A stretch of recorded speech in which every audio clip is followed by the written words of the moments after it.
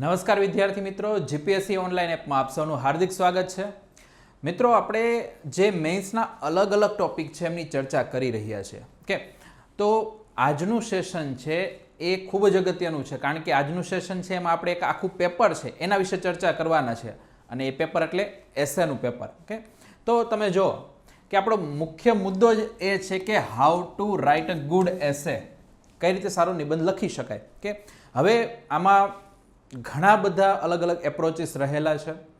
ઘણા લોકો કહે છે કે ભાઈ નિબંધ છે તો એમાં તમે મોટા મોટા ફ્લો ચાર્ટ દોરો, તમે એમાં છે બધી ઇમેજ ને એવું બધું રાખો।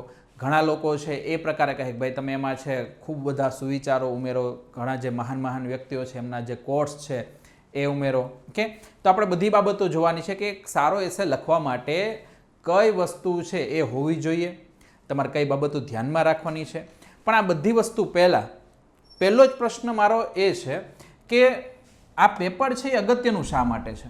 ઓકે, નિબંધનું પેપર છે તો શા માટે એના ઉપર આપણે થોડુંક વધારે ભાર મૂકવો જોઈએ, તો ખાસ ધ્યાન રાખજો। પહેલી બાબત, એક તો તમે જીપીએસસી ક્લાસ 1-2 ઓકે એની જ્યારે વાત કરતા હોય તો એમાં જે 6 પેપર છે ટોટલ, ઓકે, જેમ કે ગુજરાતી, ઇંગ્લિશ, ઓકે, પછી એસે અને GS1, GS2, GS3, જ્યારે તમે આ બધી બાબતોની ચર્ચા કરતા હશો તો તમે જો કે આપણે શું કરતા હોય કે GS1 છે તો આમાં હિસ્ટ્રી છે, કલ્ચર છે, ઓકે, જિયોગ્રાફી છે, તો આ બધું વાંચવા માટે તમે ઓછામાં ઓછા છે ઓકે 1.5 થી 2 મહિના આના માટે આપતા હોય છો। ઓકે, હિસ્ટ્રી વાંચો, કલ્ચર બહુ ડિટેલમાં વાંચો, ગુજરાતનો સાંસ્કૃતિક વારસો છે એ ખૂબ સારી રીતે વાંચો। કે જિયોગ્રાફીમાં ફિઝિકલ જિયોગ્રાફી, ઇન્ડિયન જિયોગ્રાફી, તો તમે જો કે આ બધું વાંચવા માટે તમારે ઓછામાં ઓછો 1.5 થી 2 મહિનાનો સમય તો જોઈ જતો હોય, ઓકે, જે શરૂઆત કરી રહ્યા છે એમના માટે। પછી GS2 છે તો એમાં પણ પોલિટી ખૂબ જ વાસ્ટ ટોપિક છે, okay, public administration, ethics, okay, આ બધા ટોપિક છે, અને એમાં પબ્લિક એડમિનિસ્ટ્રેશન ને એથિક્સ એ તમે પ્રિલિમ્સમાં પણ ક્યારે ભણેલા હોતા નથી, તો એના માટે તમારે ખૂબ સમય આપવો પડે। કે અહીંયા પણ તમે વિચાર કરી લો કે તમારે છે 1 થી લઈને 1.5 મહિનો છે એ તમારે આપવો પડતો હોય છે। GS3 ફરીથી એટલું જ વિશાળ, કે તમારે ઇન્ડિયન ઇકોનોમી એ તમારે કરવાનું છે, સાયન્સ એન્ડ ટેક કરવાનું છે, અને કરંટ અફેર્સ, એન્વાયરમેન્ટ પણ આની અંદર આવી જાય છે। તો આ બધા ટોપિક કરવા માટે પણ તમારે 1.5 થી લઈને 2 મહિના જેટલો સમય જતો રહેતો હોય છે। ઓકે, જે બહુ શરૂઆતથી પ્રિપરેશન કરી રહ્યા છે, હજી મેઇન્સ જેને ટૂંક સમયમાં એટલે કે માની લો 40-50 દિવસમાં નથી આપવાની, પણ જેને છે હજી માની લો કે પહેલી વખત જ છે પ્રિલિમ્સ મેઇન્સ બધાની તૈયારી કરી રહ્યા છે, તે ઓછામાં ઓછો આટલો સમય આપતા હોય। બાકી જેને 50 દિવસમાં હમણાં મેઇન્સ આપવાની હોય અથવા 40 દિવસમાં આપવાની હોય તો એ કોઈ 1.5 મહિનો એક સબ્જેક્ટ પાછળ ના કાઢતા હોય, એમને તો ઓલરેડી આ બધી વસ્તુ તૈયારી કરી લીધી હોય છે, પણ નોર્મલ ટાઈમ પીરિયડ આ રહેતો હોય છે। પછી તમે વાત કરો કે આ બધામાં તમે આટલો બધો સમય ફાળવો છો, પણ જેટલા માર્ક્સ આ બધાના છે GS1ના, 2ના, 3ના, ઓકે, 150 જેટલા માર્ક્સ રહેલા છે, તો એટલા જ માર્ક્સ કોના રહેલા છે? એસેના। ઓકે, પણ તમે ક્યારે વિચાર્યું છે કે ભાઈ આપણે એસે છે એની પાછળ આપણે 1 મહિનો ફાળવીએ, 1 મહિનો ખાલી ને ખાલી એસે જ લખવા છે, ઓકે, કાંઈ બીજું કરવું નથી। એસે રાઇટિંગમાં બધી વસ્તુ આવી જોઈએ, બધા એના ડાયમેન્શન આવી જવા જોઈએ, જે પ્રકારે છે જીપીએસસીની માગણી છે એ જ પ્રકારે મારે એસે લખવાની પ્રેક્ટિસ કરવી છે। ઓકે, હું 30, 40, 50 એસે લખી નાખીશ। ઓકે, તો મોટા ભાગના જેટલા લોકો છે મિસ્ટેક કરે છે એ આ જ કરે છે, એસેની પ્રેક્ટિસ ક્યારે થતી નથી। એ શું વિચારી લે છે કે ભાઈ GS1, 2, 3 બધું વાંચી લીધું છે, એની અંદર જ છે બધા ફેક્ટ ને બધું ગોખી લીધું છે, તો એ એસેમાં કામ લાગી જશે। ઓકે, નો ડાઉટ તમે આમાં જે બધું વાંચેલું છે એ બધાના જે ડેટા છે, માહિતીઓ છે, આ બધું છે એસેમાં કામ લાગવાનું છે, પણ એસે રાઇટિંગ એક આખી સ્કિલ અલગ છે। ઓકે, કારણ કે અહીંયા તમારે કઈ 150-200 શબ્દોમાં છે ખાલી આન્સર નથી લખવાનો કે ચાલો જેટલું મગજમાં હતું એટલું બધું તમે એક જગ્યાએ ઠાલવી દીધું, એવું નથી। તમારે અહીંયા એક તો જે વર્ડ છે એ ખૂબ વધારે છે, તમારે 800 શબ્દમાં જીપીએસસીનો એસે લખવાનો છે। ઓકે, બીજી તરફ તમારે ફ્લો મેન્ટેન રાખવાનો છે, તમારે જે વિષય વસ્તુ પૂછેલી છે, વિષય વસ્તુની માંગ છે સંતોષવાની છે। તો આ બધી વસ્તુ ક્યારે થશે? આ બધી વસ્તુ ત્યારે જ થશે કે જ્યારે તમે ખૂબ સારી એવી પ્રેક્ટિસ કરી હશે ત્યારે। તો આજના સેશનમાં આપણે આ બધી ચર્ચાઓ કરવાના છે। તો પહેલી બાબત અગત્યનું શા માટે છે? કારણ કે તમે અહીંયા એસે જો કે 150 માર્ક્સ છે, હું એવું નથી કહેતો કે તમે 2 મહિના અથવા 1.5 મહિનો માત્ર એસેની તૈયારી કરો, પણ તમે ખાલી ડેડિકેટલી છે 15 દિવસ પણ, ઓકે, 15 ડેઝ તમે એસેની તૈયારી માટે આપશો તો પણ તમે જે એવરેજ છે એના કરતાં થોડાક 5-10 માર્ક છે એ વધારે લાવી શકશો. ઓકે, આ પહેલો મુદ્દો, પેપર અગત્યનું શા માટે છે એ. બીજો મુદ્દો એ છે કે તમે GS 1, 2, 3 એના જ્યારે તમે ટોપર્સના પેપર્સ જોશો, ઓકે, તો એમાં બહુ વેરિએશન નહીં હોય. માની લો કે પેપર 1 છે તો એમાં 70 થી 75 માર્ક્સની આજુબાજુ તમને જોવા મળતા હોય, અથવા 65 થી 70 જોવા મળતા હોય. કે GS 2 તમે જોશો તો એમાં પણ અગેન 75 થી 80 માર્ક્સ છે, અથવા 70 થી 75 માર્ક્સ, અને એવી જ બાબત તમને GS 3માં પણ જોવા મળે છે. કે એટલે ત્યાં જે માર્ક્સનું વેરિએશન છે એ કેટલાનું છે? માત્ર 10 થી 15 માર્કનું વેરિએશન તમને જોવા મળે છે મેક્સિમમ. કે જેમનું સિલેક્શન થયું છે એમની વાત અહીંયા થઈ રહી છે. કે હવે બીજી તરફ તમે એસેની વાત કરીએ. ઓકે, તો એસેમાં છે આ વેરિએશન ખૂબ વધી જાય છે. સિલેક્ટ થયેલાની વાત કરું છું કે સિલેક્ટ થયેલા છે એમાંથી ઘણા છે ને 65 માર્ક્સ પણ આવેલા છે, અને ઘણાને 95 માર્ક્સ પણ આવેલા છે. ઓકે, એટલે તમે જો કે 30 માર્કનો ગેપ પડી જાય છે. એટલે બનવાનું હોય ડેપ્યુટી કલેક્ટર, ઓકે, પણ પછી તમારે ક્લાસ 2 છે એનાથી મન મનાવી લેવું પડે, અથવા માત્ર અને માત્ર છે તમે ખાલી ઇન્ટરવ્યૂ ફેસ કરી શકો પણ તમારું સિલેક્શન ન થાય. આ ખાલી એક એસેનું પેપર છે એના કારણે, કારણ કે અહીંયા રેન્જ છે ખૂબ વધી જતી હોય છે. આવું જ ગુજરાતી ઇંગ્લિશ સાથે પણ છે, એમાં પણ રેન્જ આવડી જ આવે છે. કે એમાં પણ ઘણા સિલેક્ટ થયેલા હોય, એના 55 પણ હોય, અને ક્યાંક છે એ તમને 80-85 પણ જોવા મળે. કે તો આ બધા પેપર છે, ગુજરાતી છે, ઇંગ્લિશ છે, એસે છે, એ હંમેશા શું કરવાનું છે કે જ્યારે તમે તૈયારી કરો છો તો શરૂઆતમાં છે એમના ફોર્મેટ લખવાનું ચાલુ કરી દેવાનું છે, એની પ્રેક્ટિસ છે તમારે ચાલુ કરી દેવાની છે. કારણ કે GS વસ્તુ એવી છે, એ નેવર એન્ડિંગ પ્રોસેસ છે. એ તમે ગમે એટલું વાંચશો ક્યારેય તમને અંદરથી એવું નહીં થાય કે ચાલો આજે બધું વચાઈ ગયું છે, બધા ટોપિક થઈ ગયા છે, હવે ક્યાંય પણથી છે ખૂણામાંથી કોઈ પણ પ્રશ્ન પૂછી લેશે, હું બધા માટે તૈયાર છું. કે આવી ફિલિંગ GSમાં ક્યારેય નહીં આવે. અને જો આવી ફિલિંગ આવતી હોય તો સમજી લેવું કે હજી આપણે GS પૂરું વાંચ્યું જ નથી, અથવા હજી આપણને GS વિશે પૂરતી ખબર જ નથી. કે તો આ બાબત મિત્રો ખાસ ધ્યાનમાં રાખવાની છે જ્યારે તમે તૈયારી કરતા હોય ત્યારે. કારણ કે સ્ટાર્ટિંગમાં આપણને આ જ બધા પ્રોબ્લેમ રહેતા હોય કે કયો સબ્જેક્ટ પહેલાં વાંચવું, કયો સબ્જેક્ટ છે પછી કરવું, મેઇન્સની તૈયારી મારે કઈ રીતે સ્ટાર્ટ કરવી, કે આ બધા પ્રશ્નો રહેતા હોય તો આ ધ્યાનમાં રાખવાનું છે. એક આપણે આખું સેશન એના માટે પણ રાખશું કે જે મિત્રો છે એ પહેલી વખત મેઇન્સ લખી રહ્યા છે, કે તો એમને ઘણા બધા ડાઉટ્સ રહેતા હોય કે મારે શરૂઆત ક્યાંથી કરવી જોઈએ, મારે એથિક્સ માટે શું કરવું જોઈએ, પબેડ માટે શું કરવું જોઈએ, અથવા ઘણા બધા એસે રાઇટિંગ છે એના માટે શું કરવું જોઈએ. તો આપણે એક એફએક્યુ પ્રકારનું છે એક સેશન એવું પણ રાખવાના છે. કે તો અહીંયા આપણે વાત કરી રહ્યા છીએ એસેની, તો એસેમાં તમને આટલી રેન્જ મળી રહી છે એટલા માટે આ પેપર અગત્યનું છે. કે તો આ બાબત ખાસ ધ્યાનમાં રાખવાની છે.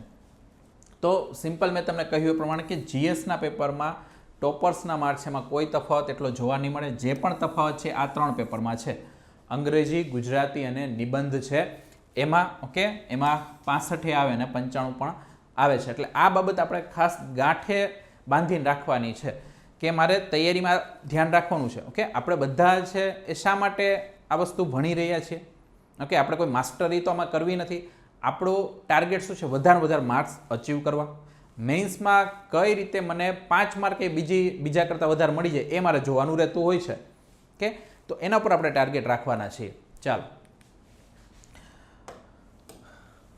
તો સિમ્પલ જીપીએસસી છે એમની જે નોટિફિકેશન છે, ઓકે, અને એનો જે સિલેબસ છે, તો સિલેબસમાં મેઇન્સનો સિલેબસ અને એમાં એસે આપેલો છે, એમાં મુદ્દાઓ લખેલા છે કે ભાઈ જ્યારે જીપીએસસી છે એ એસે છે ચેક કરશે તેમાં કઈ બાબતો છે એ ચકાસવાના છે, અથવા જે લખનાર છે, ઓકે, જે વિદ્યાર્થીઓ છે એમને કઈ બાબતો ધ્યાનમાં રાખવાની છે.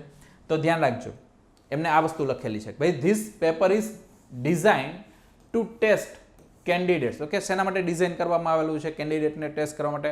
કઈ બાબત ટેસ્ટ કરવા માટે? તો પહેલું તો નોલેજ, કે જે તે વિષય પૂછવામાં આવ્યો છે તો એ વિષયનું જ્ઞાન કેટલું છે. Awareness of variety of subjects, okay, જેટલા પણ અલગ વિષયો છે કે તો એના વિશે જે તે કેન્ડિડેટનું જ્ઞાન કેટલું રહેલું છે, એની જાગૃતતા કેટલી છે, આ પહેલી બાબત. બીજું, their ability to compose a sustained piece of writing in the form of an essay. એટલે કે જે અલગ અલગ મુદ્દાઓ છે, આવા અલગ અલગ ડોટ્સ છે, તે બધાને કઈ રીતે કનેક્ટ કરી શકે છે.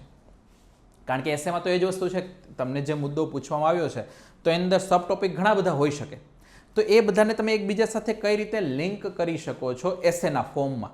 અહીંયા તમારે ખાલી 100, 150 કે 200 શબ્દમાં ખાલી આન્સર લખીને પતાવી દેવાનું નથી કે તમે ખાલી છે મુદ્દાસર આન્સર લખી નાખીએ, વાત પતી ગઈ. અહીંયા તમારે છે જે પણ મુદ્દો આપવામાં આવ્યો છે એ બધાને શું કરવાનું છે, કનેક્ટ કરવાનું છે, લયબદ્ધ બનાવવાનું છે. ઓકે, તો એ અહીંયા કહેવામાં આવેલું છે જીપીએસસીનો જે સિલેબસ છે એમાં. તો પહેલી બાબત તો આ થઈ. પછી શું કીધું છે, એરિયા ઓફ ટેસ્ટિંગ. કે જ્યારે પેપરની ચકાસણી થતી હશે તો અમે કઈ કઈ બાબત છે એમાં ચકાસીશું. તો ધ્યાન રાખો, પહેલું, ability to compose a well argued piece of writing. Okay, કે જે પણ તમે લખાણ લખ્યું છે, ઓકે, એક તો કેટલું તાર્કિક છે, એમાં કઈ રીતે છે મુદ્દાઓ છે, તમે અલગ અલગ પીસ છે, ઓકે, એ તર્કબદ્ધ બતાવેલા છે, સમજાવેલા છે. બીજું, એબિલિટી ટુ એક્સપ્રેસ કોહેરન્ટલી એન્ડ સિક્વન્ટલી. એટલે કે તમે લયબદ્ધ છે કઈ રીતે બધું જોડાણ કરેલું છે એમાં આપેલું છે. ઓકે, ત્યાર પછી ત્રીજી બાબત, awareness of the subject chosen. એટલે જ્યારે પણ પેપર ચેક કરતા હશે એમાં બધી વસ્તુ જોશે, તમે કેટલા મુદ્દા અંદર લખેલા છે, તમે 5 મુદ્દામાં બધી વસ્તુ પતાવી દીધી છે, 10 મુદ્દા લખ્યા છે, 15 લખ્યા છે, 20 લખ્યા છે, તમારી ડાયવર્સિટી આન્સરની કેટલી છે, કે તમે કેટલી વસ્તુ કનેક્ટ કરી શકો છો, તમે છે એ તમે આ બધી વસ્તુ કનેક્ટ કરી તો લયબદ્ધ કરેલી છે કે નથી કરેલી. નહીંતર કેવું આવે, એક ટુકડો અહીંથી ઉઠાવ્યો, બીજો ટુકડો અહીંથી ઉઠાવ્યો, ત્રીજો અહીંથી ઉઠાવ્યો, બધા ભેગા કરી દીધા અને કોઈને એકબીજા સાથે કોઈ પણ લેના દેના ન હોય. ઓકે, તો એવી રીતે તો એસે નથી લખ્યો ને. તમે જો એસે એટલે મારું માનવું છે ત્યાં સુધી, ઓકે, તમે કોઈ પણ સારો છે એ ન્યૂઝપેપરનો આર્ટિકલ વાંચતા હોય, ઓકે, તેમાં તમને કેવું આમ લયબદ્ધ લખાણ જોવા મળે. તમે કોઈ એડિટોરિયલ વાંચો છો, ઓકે,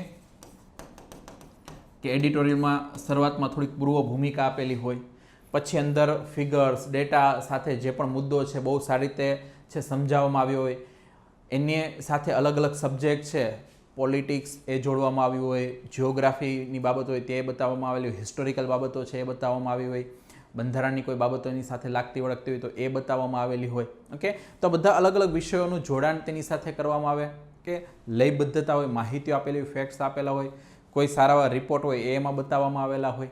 કે અને જ્યારે અંત આવે ત્યાં લગી તમને એવું ના થાય કે ભાઈ હું વચ્ચેથી ક્યાંય આ એડિટોરિયલ છે વાંચવાનું મૂકી દઉં. ઓકે, તો આપણું લખાણ છે, ધ્યાન રાખજો, એક સારી રીતે તમે એવું માની ચાલો કે હું એક વિષય પર મારા વિચારો છે અત્યારે રજૂ કરી રહ્યો છું અને એ વિચારો છે મારે બધાને સમજાવવાના છે, તો હું કઈ રીતે એને સમજાવીશ.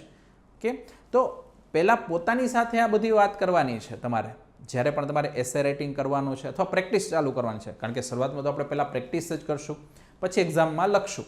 કે તો પ્રેક્ટિસ કરતી વખતે તમારે આવા જ વિચારો છે મનમાં એક પછી એક લાવતા રહેવાના છે. કે એની પણ આગળ ચર્ચા કરવાના છે. તો આ બધી બાબતો છે એ અહીંયા ટેસ્ટ કરવામાં આવે છે. ઓકે, ચાલો હવે ઇવેલ્યુશન એન્ડ માર્કિંગ. ઓકે, કે ભાઈ જ્યારે માર્કિંગ કરવાની છે અથવા માર્ક્સ તમને આપવાના છે તો કયા કયા મુદ્દા જોવાના છે. તો પહેલું, observing established rules and format for essay writing. એટલે કે તમે નિબંધના જે નિયમો છે એનું પાલન કર્યું છે કે નથી કર્યું, તમે જે ફોર્મેટમાં નિબંધ લખાવો જોઈએ એ પ્રમાણે લખ્યો છે કે નહીં. ઘણા લોકો નિબંધમાં પણ શું કરે, મુદ્દા પાડે, મુદ્દો 1, મુદ્દો 2, મુદ્દો 3. ઓકે, તો ધ્યાન રાખજો કે આ વસ્તુ ના ચાલે.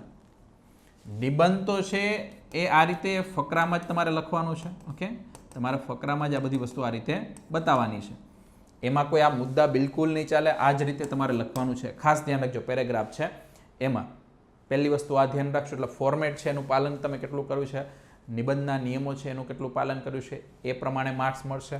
કે બીજી વાત આપણે આગળ જોઈએ, ગ્રામેટિકલ કરેક્ટનેસ ઓફ એક્સપ્રેશન. તમે જે પણ અભિવ્યક્તિ કરેલી છે, ઓકે, તો તમે એમાં ગ્રામેટિકલ કેટલા કરેક્ટ છો. ઓકે, તમે જો કે હું ખાલી લખું છું શક્તિ, ઓકે, અને એક લખું છું શક્તિ. ઓકે, હવે અહીંયા તમને તરત છે આ જે લખ્યું છે ને એ તરત આંખમાં ખૂંચશે. ઓકે, શા માટે? કારણ કે ગ્રામેટિકલ કેવું છે? ઇનકરેક્ટ છે. ઓકે, તો તમે ઘણી વખત મુદ્દાઓ ઘણા બધા સારા લખ્યા હોય, પણ આવી ગ્રામેટિકલ જે બધી મિસ્ટેક આવતી હોય, જોડણીની આવતી હોય, ક્યાંક અલ્પવિરામ, પૂર્ણવિરામ કે એવા વાક્યો વ્યવસ્થિત રીતે ના તમે અરેન્જ કરેલા હોય, તો જે વાંચનાર છે, ઓકે, એ એક લયબદ્ધ રીતે પહેલાં તો વાંચી નહીં શકે, પછી જ્યારે વાંચતા હશે ત્યારે આવા જે શબ્દો આવશે, ઓકે, તરત એના આંખમાં કણાની જેમ ખૂંચે, એટલે એને જે પ્રકારમાં મજા આવી જોઈએ એ પ્રકારની મજા નહીં આવે. ઓકે, એટલે એની અસર પછી સીધી ક્યાં આવશે? માર્કિંગ છે ત્યાં. ઓકે, તો આ ધ્યાનમાં રાખવાનું છે. શું? Grammatical correctness. આ બાબત થઈ. બીજી છે ત્યાં પછી હવે ધ્યાન રાખો, ત્રીજું શું છે? Originality of thought and expression. નિબંધ છે એ નિબંધ તમારા વિચારો બતાવે છે કે તમે કોઈ વસ્તુ છે એને કયા એંગલથી તમે જોઈ રહ્યા છો, કોઈ મુદ્દા છે એને તમે કઈ રીતે છે વિચારીને લખી રહ્યા છો અથવા સમજી રહ્યા છો. કે અને આનાથી ધ્યાન રાખજો, આનાથી ખ્યાલ આવશે કે ભાઈ આ વ્યક્તિ છે એમની થિંકિંગ કેપેસિટી કેવડી છે. કે આ વ્યક્તિ છે એ કેટલા અલગ અલગ મુદ્દાઓ છે એક જ જગ્યાએ સમાવી શકે છે. કે એટલે જ્યારે પણ તમે લખો છો, ઓકે, એસે જ્યારે રાઇટિંગ કરો છો એમાં મૌલિકતા હોવી જોઈએ. ઓકે, આ શબ્દ ખાસ ધ્યાન રાખજો કે તમારો આન્સર અથવા તમારો એસે છે મૌલિક હોવો જોઈએ. એ માત્ર ગોખણપટ્ટી કરેલો છે એવો આન્સર ના હોવો જોઈએ, એવો એસે ના હોવો જોઈએ. કારણ કે ગોખણપટ્ટી કરેલું છે, તરત ખ્યાલ આવી જશે, એમાં તમને કોઈ મૌલિકતા જોવા નહીં મળે, એમાં માત્ર છે એ ગોખણપટ્ટીનું જ્ઞાન છે તરત છલકી આવશે. ઓકે, કારણ કે એમાં લયબદ્ધતા નહીં હોય. ઓકે, તો આ ખાસ ધ્યાનમાં રાખવાનું છે કે તમારા વિચારો છે એ મૌલિક હોવા જોઈએ. તમે કંઈક નવા વિચારો છે અથવા નવી બાબતો છે ત્યાં શેર કરી રહ્યા છો. ઓકે, તો આ ધ્યાનમાં રાખવાનું છે. આ પણ ત્યાં ચેક કરવામાં આવશે. આની અંદર શું આવે છે એ પણ આપણે આગળ હમણાં જોઈએ. ઓકે, તો આવું જીપીએસસી એ કહ્યું છે. ઓકે, આ ધ્યાન રાખજો. હવે એ જ રીતે યુપીએસસી છે એમાં પણ એસેનું પેપર આવે છે. ઓકે, આ ધ્યાન રાખજો. યુપીએસસી અહીંયા એટલા માટે લીધું છે કારણ કે એમાં જે પ્રકારના એસે પૂછાતા હોય છે, ઓકે, તો એને ધ્યાનમાં રાખીને જીપીએસસી છે એ પણ શું કરતા હોય? પોતાના મુદ્દાઓ ઘણીવાર છે રાખતા હોય છે. ઓકે, એને સ્ટાન્ડર્ડ રાખીને જીપીએસસી પોતે પણ છે એ પેપર સેટ કરતા હોય. તો યુપીએસસીના સ્ટાન્ડર્ડ પણ આપણે જોવાના છે. યુપીએસસી શું કીધું છે કે પહેલું candidate may be required to write essay on multiple topic. Okay, એ વિવિધ મુદ્દાઓ પર છે લખી શકે એની એબિલિટી હોવી જોઈએ. આ ખાસ હવે ધ્યાન રાખજો. They will be expected to keep closely, આ ધ્યાન રાખજો, closely to the subject of the essay. Okay, તમારે શું કરવાનું છે? ઘણી વખત છે જે એસે આપણને પૂછ્યો હોય, ઓકે, એના સિવાય આપણે બીજું બધું લખી નાખીએ. જે મુદ્દો તમને પૂછ્યો એના સિવાયનું બધું લખી નાખીએ, પણ જે કોર વસ્તુ પૂછી છે એના તરફ તો ક્યાંય આપણે આજુબાજુ ફરકતા ન હોય. તો પહેલો વસ્તુ આ ધ્યાનમાં રાખવાનું છે કે તમારે પહેલાં છે જે પણ સબ્જેક્ટ છે, જે મુદ્દો છે એને તમારે પકડવાનું છે.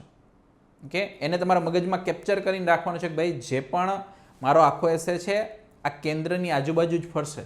ઓકે, તમને કોઈ સામાજિક બાબત આપેલી છે, સામાજિક મુદ્દા વિશે તમને એસે પૂછેલો છે, તમને કોઈ પોલિટિકલ બાબતનો મુદ્દો પૂછેલો છે, ઓકે, તમને સોશિયલ મીડિયા રિલેટેડ કોઈ બાબતો પૂછેલી છે, તો સોશિયલ મીડિયાનું પૂછ્યું છે, તમે જતા રહો પ્રાચીન કાળમાં, પ્રાચીન ભારત છે ત્યાં, કે તમે જતા રહ્યો મધ્યકાલીન છે, તમે ક્યાંક જિયોગ્રાફિકલ લોકેશનમાં જતા રહ્યો, કે એ બંનેને કોઈ એટલું લિંક છે નહીં. લિંક હોય તો તમે થોડુંક બતાવો તો કોઈ વાંધો નથી, પણ ક્યાંય લિંક છે ને તમે તમારો આખો એસે શું કરશો? ડાયવર્ટ કરી દો છો જે મુખ્ય મુદ્દો છે એને લઈને. તો એવી વસ્તુ ના થવી જોઈએ. ઓકે, તો આ ધ્યાનમાં રાખવાનું છે. Closely to the subject of the essay. બીજું, to arrange their ideas in an orderly fashion. એટલે કે જે તમારા અલગ અલગ જેટલા પણ વિચારો છે એ મુદ્દાને લઈને એને એક લયબદ્ધ રીતે ગોઠવણ કરવાના છે. ઓકે, આ વસ્તુ અહીંયા યુપીએસસીમાં કહેલું છે. And to write કન્સાઇઝલી.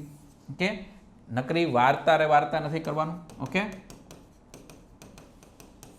આ વસ્તુ ના થવી જોઈએ. આપણે શું જોતા હોય કે ભાઈ ચાલો 800 શબ્દમાં, 1000 શબ્દમાં કે 1200 શબ્દમાં છે આ એસે આવે, યુપીએસસીમાં 1200 શબ્દમાં લખવાનો હોય. ઓકે, તો વાર્તા કરીને તમે 10-12 પેજ ભરી દો તો એનો કોઈ મિનિંગ નથી.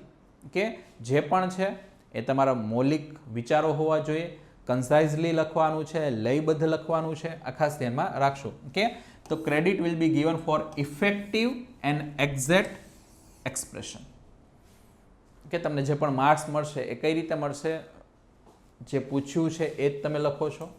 ઓકે, તમારું લખાણ છે એ ઇફેક્ટિવ છે, સામેવાળા વાંચનાર છે એને આ વસ્તુ ગમી રહી છે, તમે છે મુદ્દાની આજુબાજુ ભટકતા નથી. ઓકે, અને તમારું એક્સપ્રેશન છે એ એક્ઝેક્ટ હોવું જોઈએ, જે મુદ્દો પૂછ્યો છે એ પ્રમાણેનું એક્સપ્રેશન હોવો જોઈએ, અભિવ્યક્તિ હોવી જોઈએ. તો આવી વસ્તુ યુપીએસસી માગી રહી છે. તો તમે જો જીપીએસસી અને યુપીએસસી આ બધી વસ્તુ એક સમાન જ માગી રહી છે કે વ્યવસ્થિત ગોઠવણ કરો, લયબદ્ધ લખો. ઓકે, ચાલો, તો બેઝિક વસ્તુ આપણે વાત કરી. તો પહેલો પ્રથમ પ્રશ્ન છે, ઓકે, આપણી સમક્ષ શું રજૂ થતો હોય કે તો આ વસ્તુ આપણી સમક્ષ આવે કે તમને માની લો કે 4 ટોપિક આપે છે, યુપીએસસી છે એમાં 4 ટોપિક આપે છે, જીપીએસસીમાં 3 ટોપિક આપે છે. ઓકે, કે 3 ટોપિક છે એમાંથી તમારે એક એસે લખવાનો છે. માર્ક્સ તમને કેટલા મળે છે અહીંયા 50. ઓકે, આ પ્રથમ એસે થયો. પછી બીજો, ત્રીજો, તો ફરીથી 3 ટોપિક, એમાંથી એક એસે લખવાનો, ફરીથી 50. ઓકે, પાછા 3 ટોપિક, એક એસે, 50 માર્ક, ટોટલ 150 થયા. હવે આ 3 ટોપિક આપણને આપેલા છે, બધા અલગ અલગ મુદ્દાના હોય. કોઈક સામાજિક મુદ્દાનો હોય, કોઈ કરંટ બેઝ હોય, કોઈ છે એ સાયન્સ બેકગ્રાઉન્ડનો હોય. ઓકે, તો પહેલાં તો એ જોવું પડે કે ભાઈ આ ટોપિકમાંથી કયા ટોપિક પર નિબંધ લખવો. સૌથી મૂળ પ્રશ્ન જ આ છે કે મોટાભાગની જે જંગની શરૂઆત છે અથવા લડાઈની શરૂઆત છે ને એ અહીંથી થતી હોય. કે જે માનસિક લડાઈ છે એ, ત્યાં તમારે કંઈ હથિયારો લઈને તૂટી નથી પડવાનું. ઓકે, પણ જે માનસિક લડાઈ, જેવું તમારા હાથમાં પેપર આવે ને, પહેલાં 3 ટોપિક જો ને એટલે શરૂઆતમાં તો એવું થાય કે આ 3 ટોપિકમાંથી એકેય ટોપિક આપણા કામના નથી. ઘણીવાર આવી વસ્તુ થશે કે જ્યારે તમે એક્ઝામિનેશન હોલમાં હોય તો તમે કોઈ મોક ટેસ્ટ આપતા હોય ત્યારે પણ એ વસ્તુ થાય કે ભાઈ આ 3માંથી એકેય ટોપિક આપણા કામ નથી, આમાં તો એકેમાં લખી શકાય એવું નથી. પણ પછી તમારે શું કરવું પડે, એના માટે 1 મિનિટ તમારે ફાળવવી પડે.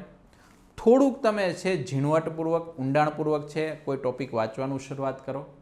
તો પછી ધીમે ધીમે તમને આઈડિયા આવશે કે ના, આમાંથી કોઈ એક ટોપિક છે, ઓકે, આ 3માંથી એક ટોપિક છે કે જેના વિશે હું ખાસું એવું જાણું છું અથવા એને લિંક કરી શકું એમ છું, અથવા ઓછામાં ઓછા હજી આમાં હું 300-400 શબ્દો તો લખી શકું એમ છું. ઓકે, તો પછી તમારે પહેલાં તો એ ટોપિક સાઈડમાં લેવાનો. ઓકે, એના વિશે થોડુંક પાછું વિચારવાનું 1 મિનિટ છે, એટલે 2 મિનિટ જેવો સમય છે એ આના માટે આપવાનો કે ભાઈ મારે કયો નિબંધ લખવો છે. ઓકે, કારણ કે જો તમે ખોટો નિબંધ પસંદ કરી લીધો તો એની ઇમ્પેક્ટ છે, ઇફેક્ટ છે એ તરત તમારા માર્ક્સ કે સ્કોર ઉપર થશે, અને એ જે સ્કોર છે એ તરત તમને સિલેક્શનની બહાર ફેંકી દેશે. ઓકે, એટલે આ ખાસ ધ્યાન રાખજો. એસે ચૂઝ કરવામાં ક્યારેય બહુ ઉતાવળ ન કરવી. કે એને પહેલાં બધા એંગલથી એ મુદ્દો તપાસી લો, એને જોઈ લો કે ભાઈ આ મુદ્દો છે એ હું લખી શકીશ કે નહીં લખી શકીશ, એ વિશે મને પૂરતું નોલેજ છે કે નથી. હવે નોલેજ કઈ રીતે આવશે એ પણ હું આગળ કહું છું. ઓકે, ચાલો, તો પહેલાં પહેલું તો આ વસ્તુ છે, ટોપિક ડિસાઇડ કરવો છે એ. ઓકે, તેના માટે હવે શું કરવાનું, તેના માટે આપણે આ પદ્ધતિ અપનાવી શકીએ. પહેલાં પહેલું આપેલ ટોપિકને મેં તમને કહ્યું એ પ્રમાણે 2 મિનિટ વાંચો, નિરાતે જુઓ. ઓકે, અને સમજો કે શું તમે આપેલ ટોપિક વિશે વિગતવાર માહિતી ધરાવો છો કે નહીં.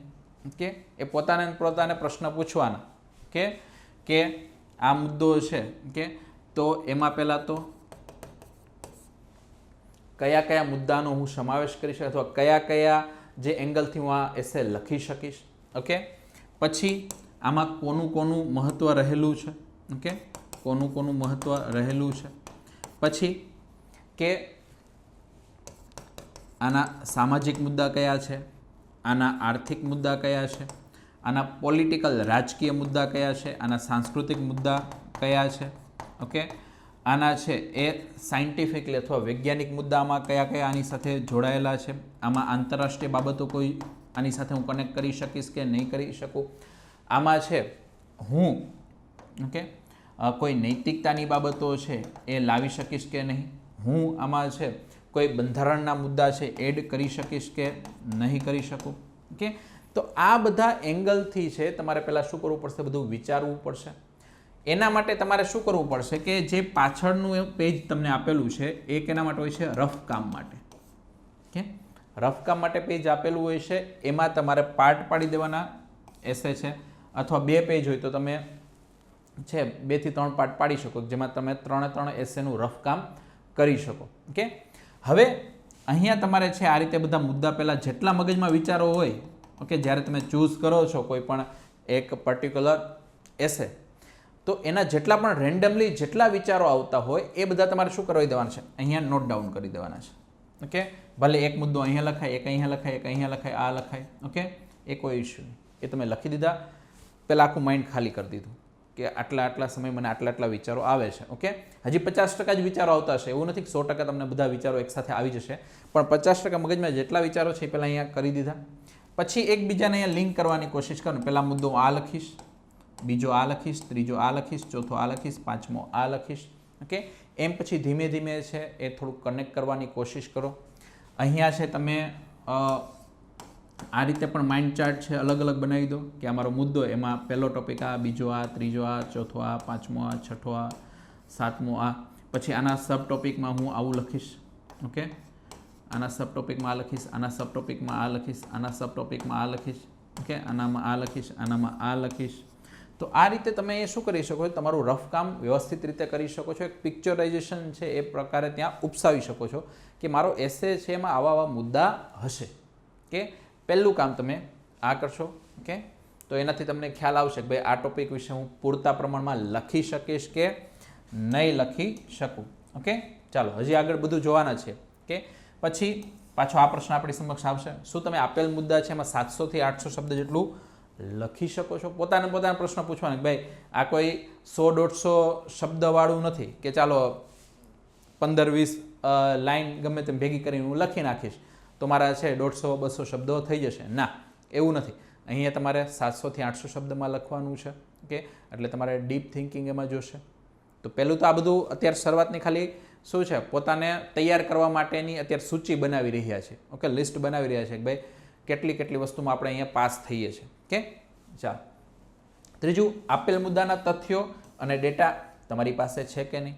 હવે તમે કોઈ ઇકોનોમી ઉપરનો એસે લખવા બેસો, ઓકે, અર્થવ્યવસ્થા છે એને રિલેટેડ તમે કોઈ એસે લખવા બેસો અને તમને બજેટ વિશેનું કોઈ જ્ઞાન નથી, તમને જે અલગ અલગ સૂચકાંકો આવેલા છે આને રિલેટેડ જે મુદ્દો પૂછાયેલો છે એના વિશે તમને કોઈ જ્ઞાન નથી, તમારી પાસે ઇવન અમીરી ગરીબી કે કોઈના ડેટા પણ તમારી પાસે નથી, ફુગાવાના ડેટા તમારી પાસે નથી રહ્યા. ઓકે, આવી ઘણી બધી બાબતો હોય અને તમે જો ઇકોનોમી છે એને રિલેટેડ અથવા તમે માની લો કે કોઈ જોબલેસ ગ્રોથ અથવા છે આવા જ કોઈ મુદ્દા ઉપર છે તમને એસે પૂછાયો છે. ઓકે, અને ત્યારે તમે લખવા જાઓ છો, તમને કોઈ ઇન્ડસ્ટ્રી વિશે છે એના ડેટા ખ્યાલ નથી, તમને કૃષિ છે એના વિશે કોઈ ડેટા ખ્યાલ નથી, તો તમે પછી આ જોબલેસ ગ્રોથ કે એને રિલેટેડ આવા ટોપિક છે એમાં કઈ રીતે સારી રીતે લખી શકો. ઓકે, તો ચૂઝ કરતી વખતે બધું ધ્યાન રાખવાનું છે. ઓકે, પછી માની લો કે તમને છે એ કોઈ એવા નૈતિકતા એને રિલેટેડ ટોપિક દેખાય. ઓકે, નૈતિકતા છે એને રિલેટેડ કોઈ ટોપિક દેખાય છે અથવા કોઈ કોટ છે, કોઈ મહાન વ્યક્તિઓ છે, ઓકે, એમના કોઈ કોટ છે, સુવિચારો છે, એ તમારે એના વિશે એસે લખવાનો હોય. જેમ કે ગાંધીજીએ કહ્યું છે કે હું જે બદલાવ છે વિશ્વમાં લાવવા માગું છું એ બદલાવ સૌપ્રથમ ક્યાં લાવવો જોઈએ? મારી પોતાની અંદર. Okay, B the change. Okay, you become a C. અથવા તમે જે બહાર જે બદલાવ લાવવા ઈચ્છો છો એ બદલાવ પહેલાં પોતાનામાં લાવો. તો સિમ્પલ ધ્યાન રાખો કે આવું જ્યારે એક વાક્ય આપેલું છે તો એમાં તમારે જોવાનું છે કે ભાઈ મારે આમાં 800 શબ્દો લખવાના છે. હવે 800 શબ્દ છે એ મારાથી લખાશે કે નહીં? ઘણીવાર શું થાય કે એને ઇલેબોરેટ કરતાં ખાલી 150-200 શબ્દમાં તો આપણું ભાથું પૂરું થઈ જાય. તો ત્યારે પછી વિચારવાનું ભાઈ આમાં આર્થિક રીતે હું કઈ રીતે જોઈન્ટ કરી શકું છું, સામાજિક બાબતો કઈ રીતે જોઈન્ટ કરી શકું છું, હું છે એ કોઈ સમાજની બાબતો છે હું કઈ રીતે અહીંયા જોઈન્ટ કરી શકું છું. ઓકે, જે વિદેશી સંબંધો છે એ હું અહીંયા કઈ રીતે જોઈન્ટ કરી શકું છું, અને પછી જે પોતાના મૌલિક બીજા વિચારો છે એ હું અહીંયા કઈ રીતે બતાવી શકું, અથવા પ્રેક્ટિકલી હું આનું સોલ્યુશન કઈ રીતે આપી શકું છું. ઓકે, તો આ બધા પ્રશ્નો પૂછશો એટલે તરત તમને ખ્યાલ આવશે કે ભાઈ મારે એસે હવે કઈ રીતે લખવો છે. તો આ બાબત ખાસ તમારે ધ્યાનમાં રાખવાની છે. ડન? ચાલો, તો પહેલી વસ્તુ થઈ. ઓકે, બીજું અહીંયા જો એક છે ફેડરિક નિત્ઝે. ઓકે, આમ જોવા જઈએ તો આ જે થિંકર્સ છે એને નિરાશાવાદી પણ ગણવામાં આવે છે. ઓકે, નિશ્ચય છે એમને સંશયવાદી પણ ગણવામાં આવે છે. ઓકે, છતાં પણ આના ઘણા બધા કોટ છે, ખૂબ બધા ફેમસ છે. ઓકે, તો એને શું કહ્યું છે એસે છે રાઇટિંગ વિશે? It is my ambition to say in 10 sentence what others say in whole book. Okay, કે કોઈ વ્યક્તિ છે કે આખી બુકમાં જે વસ્તુ કહેવા માગે છે, મારી મહત્વાકાંક્ષા શું છે કે હું એ જ વસ્તુ 10 વાક્યોમાં કહી દઉં. તો એસે પણ વસ્તુ એવી છે કે ભાઈ કોઈ મુદ્દો છે, એ મુદ્દો છે એ ઘણો બધો વિશાળ છે. ઓકે, પણ તમને જે સમય મર્યાદા અને તમને જે શબ્દોની મર્યાદા આપેલી છે એમાં તમે કઈ રીતે બેસ્ટમાં બેસ્ટ તમારો આન્સર લખી શકો છો. ઓકે, તો એસે રાઇટિંગ આ જ વસ્તુ છે. ઓકે, કે ઘણી વખત મુદ્દો છે એ એટલો જનરલ અથવા એટલો વિશાળ હોય કે તમને એના વિશે ઘણી બધી વસ્તુ નોલેજ હોય, એના વિશે ઘણી બધી વસ્તુ તમને ખ્યાલ હોય, છતાં પણ તમારે કરવાનું શું છે? તમને જે શબ્દ મર્યાદા આપેલી છે, તમને જે ફોર્મેટ આપેલું છે એમાં તમારે વ્યવસ્થિત આન્સર લખવાનો છે. ઓકે, તો આ તમારે ધ્યાનમાં રાખવાનું છે. તો આપણે થોડીક હવે પ્રેક્ટિસ કરશું. ઓકે, તો પહેલો સાવ બેઝિક પ્રશ્ન એ જ છે કે ભાઈ એસે શું છે? તો જે લોકો પહેલી વખત આ બધી વસ્તુ જોઈ રહ્યા છે, સમજી રહ્યા છે અથવા લખવા માટે વિચારી રહ્યા છે, તો એમના માટે થોડુંક આ બેઝિક નોલેજ છે અહીં આપવામાં આવેલું છે. ઓકે, તો સિમ્પલ ધ્યાન રાખજો કે નિબંધ શું છે? ચોક્કસ વિષય પર કેન્દ્રિત વર્ણનાત્મક અને વિશ્લેષણાત્મક લેખન છે. બે વસ્તુ છે. એક તો તમારે ડિસ્ક્રિપ્શન આપવાનું છે, બધું એનું વર્ણન કરવાનું છે જે મુદ્દો છે, અને પછી એના મુદ્દાઓનું અલગ અલગ છે એ લેવલે અથવા અલગ અલગ અભિગમ આધારિત તમારે વિશ્લેષણ કરવાનું છે. ઓકે, તમે અલગ અલગ વિચારધારાઓ છે એના આધારે વિશ્લેષણ કરી શકો. તમે અલગ અલગ છે એ મુદ્દાઓ આધારે છે એનું વિશ્લેષણ કરી શકો છો. ઓકે, જેમ કે સિમ્પલ ગરીબી ઉપર કે કોઈ તમારે લેખ લખવાનો આવતો હોય અથવા એને રિલેટેડ કોઈ બાબત છે, તો તમારી પાસે બે બાબતો છે. એક તમે મૂડીવાદ તરફ જઈ શકો છો, એક તમે સામ્યવાદ તરફ પણ જઈ શકો છો. પણ જ્યારે પણ આના તરફ જાઓ તો તમારે પહેલાં શું કરવું પડશે? તમારે લોજિક ક્રિએટ કરવું પડશે.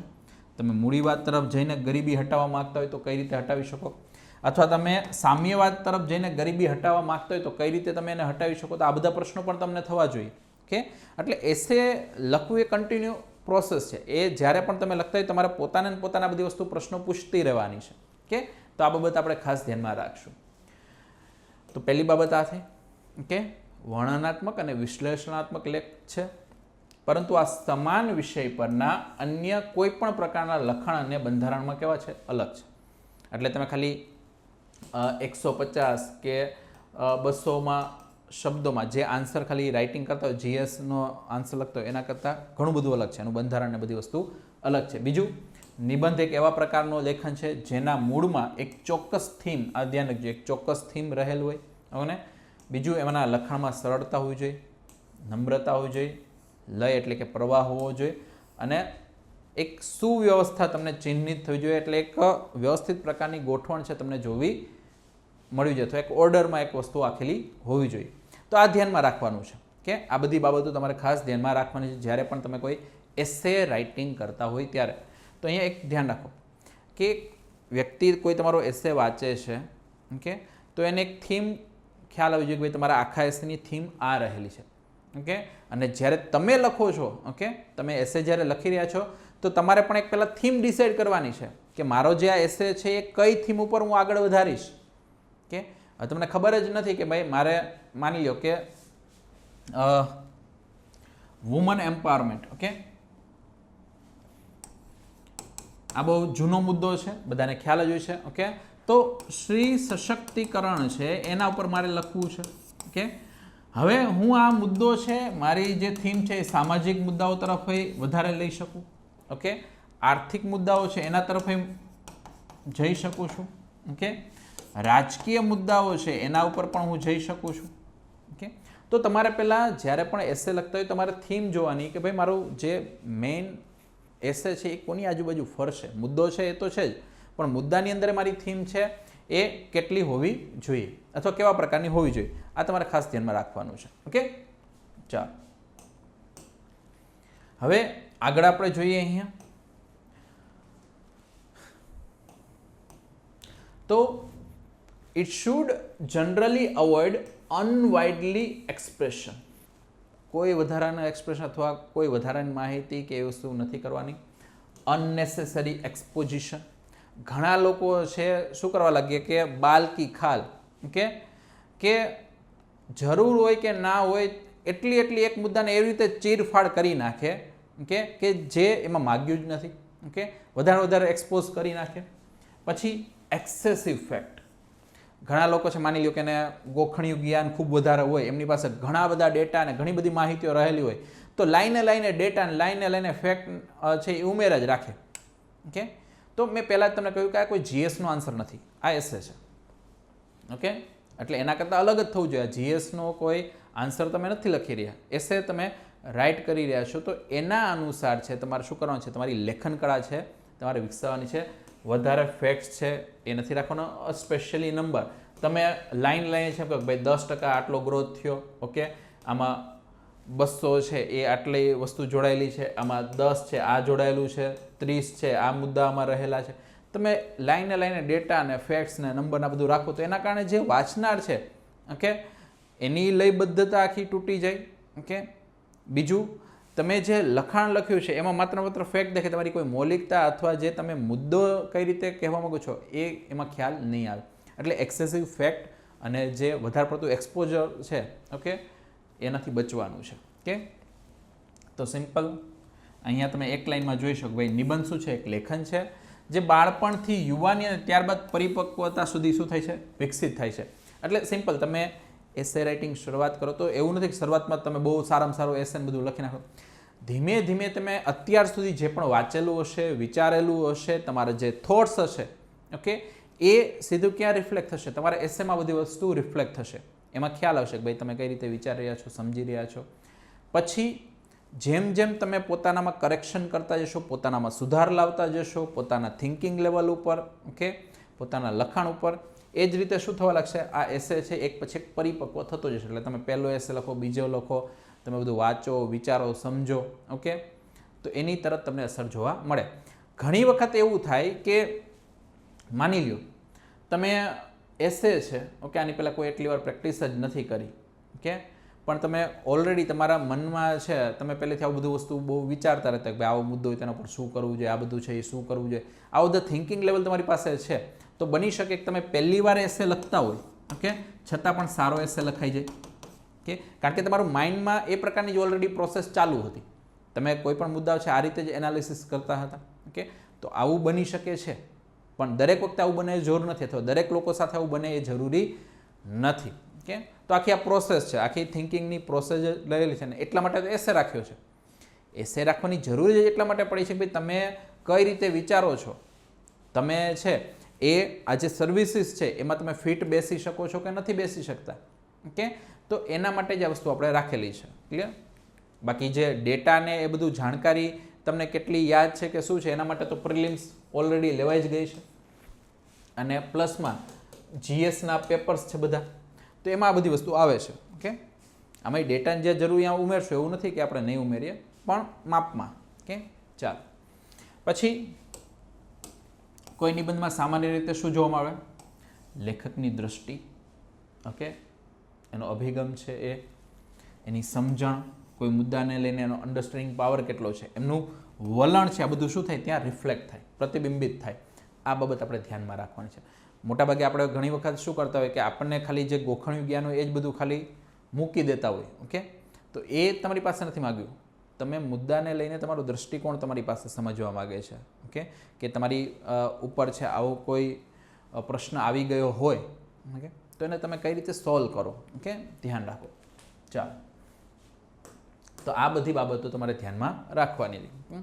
હવે આગળ જો કે શું છે, what an essay should not be, એમાં કઈ વસ્તુ ન હોવી જોઈએ, શું હોવું જોઈએ એની થોડીક આપણે વાત કરીએ. હવે શું ન હોવું જોઈએ, તો ધ્યાન રાખજો, માત્ર ને માત્ર માહિતી તથા તથ્યોનું સંકલન ન હોવું જોઈએ. મેં તમને પહેલાં પણ કીધું કે ભાઈ એક્સેસિવ માત્રામાં છે તમારે ડેટા નથી રાખવાના, ખાલી તમે ડેટા લાઇન ટુ લાઇન ખાલી ડેટા જ લખ્યા જાઓ, ડેટા અથવા માહિતીઓ જ બધી લખતા જાઓ.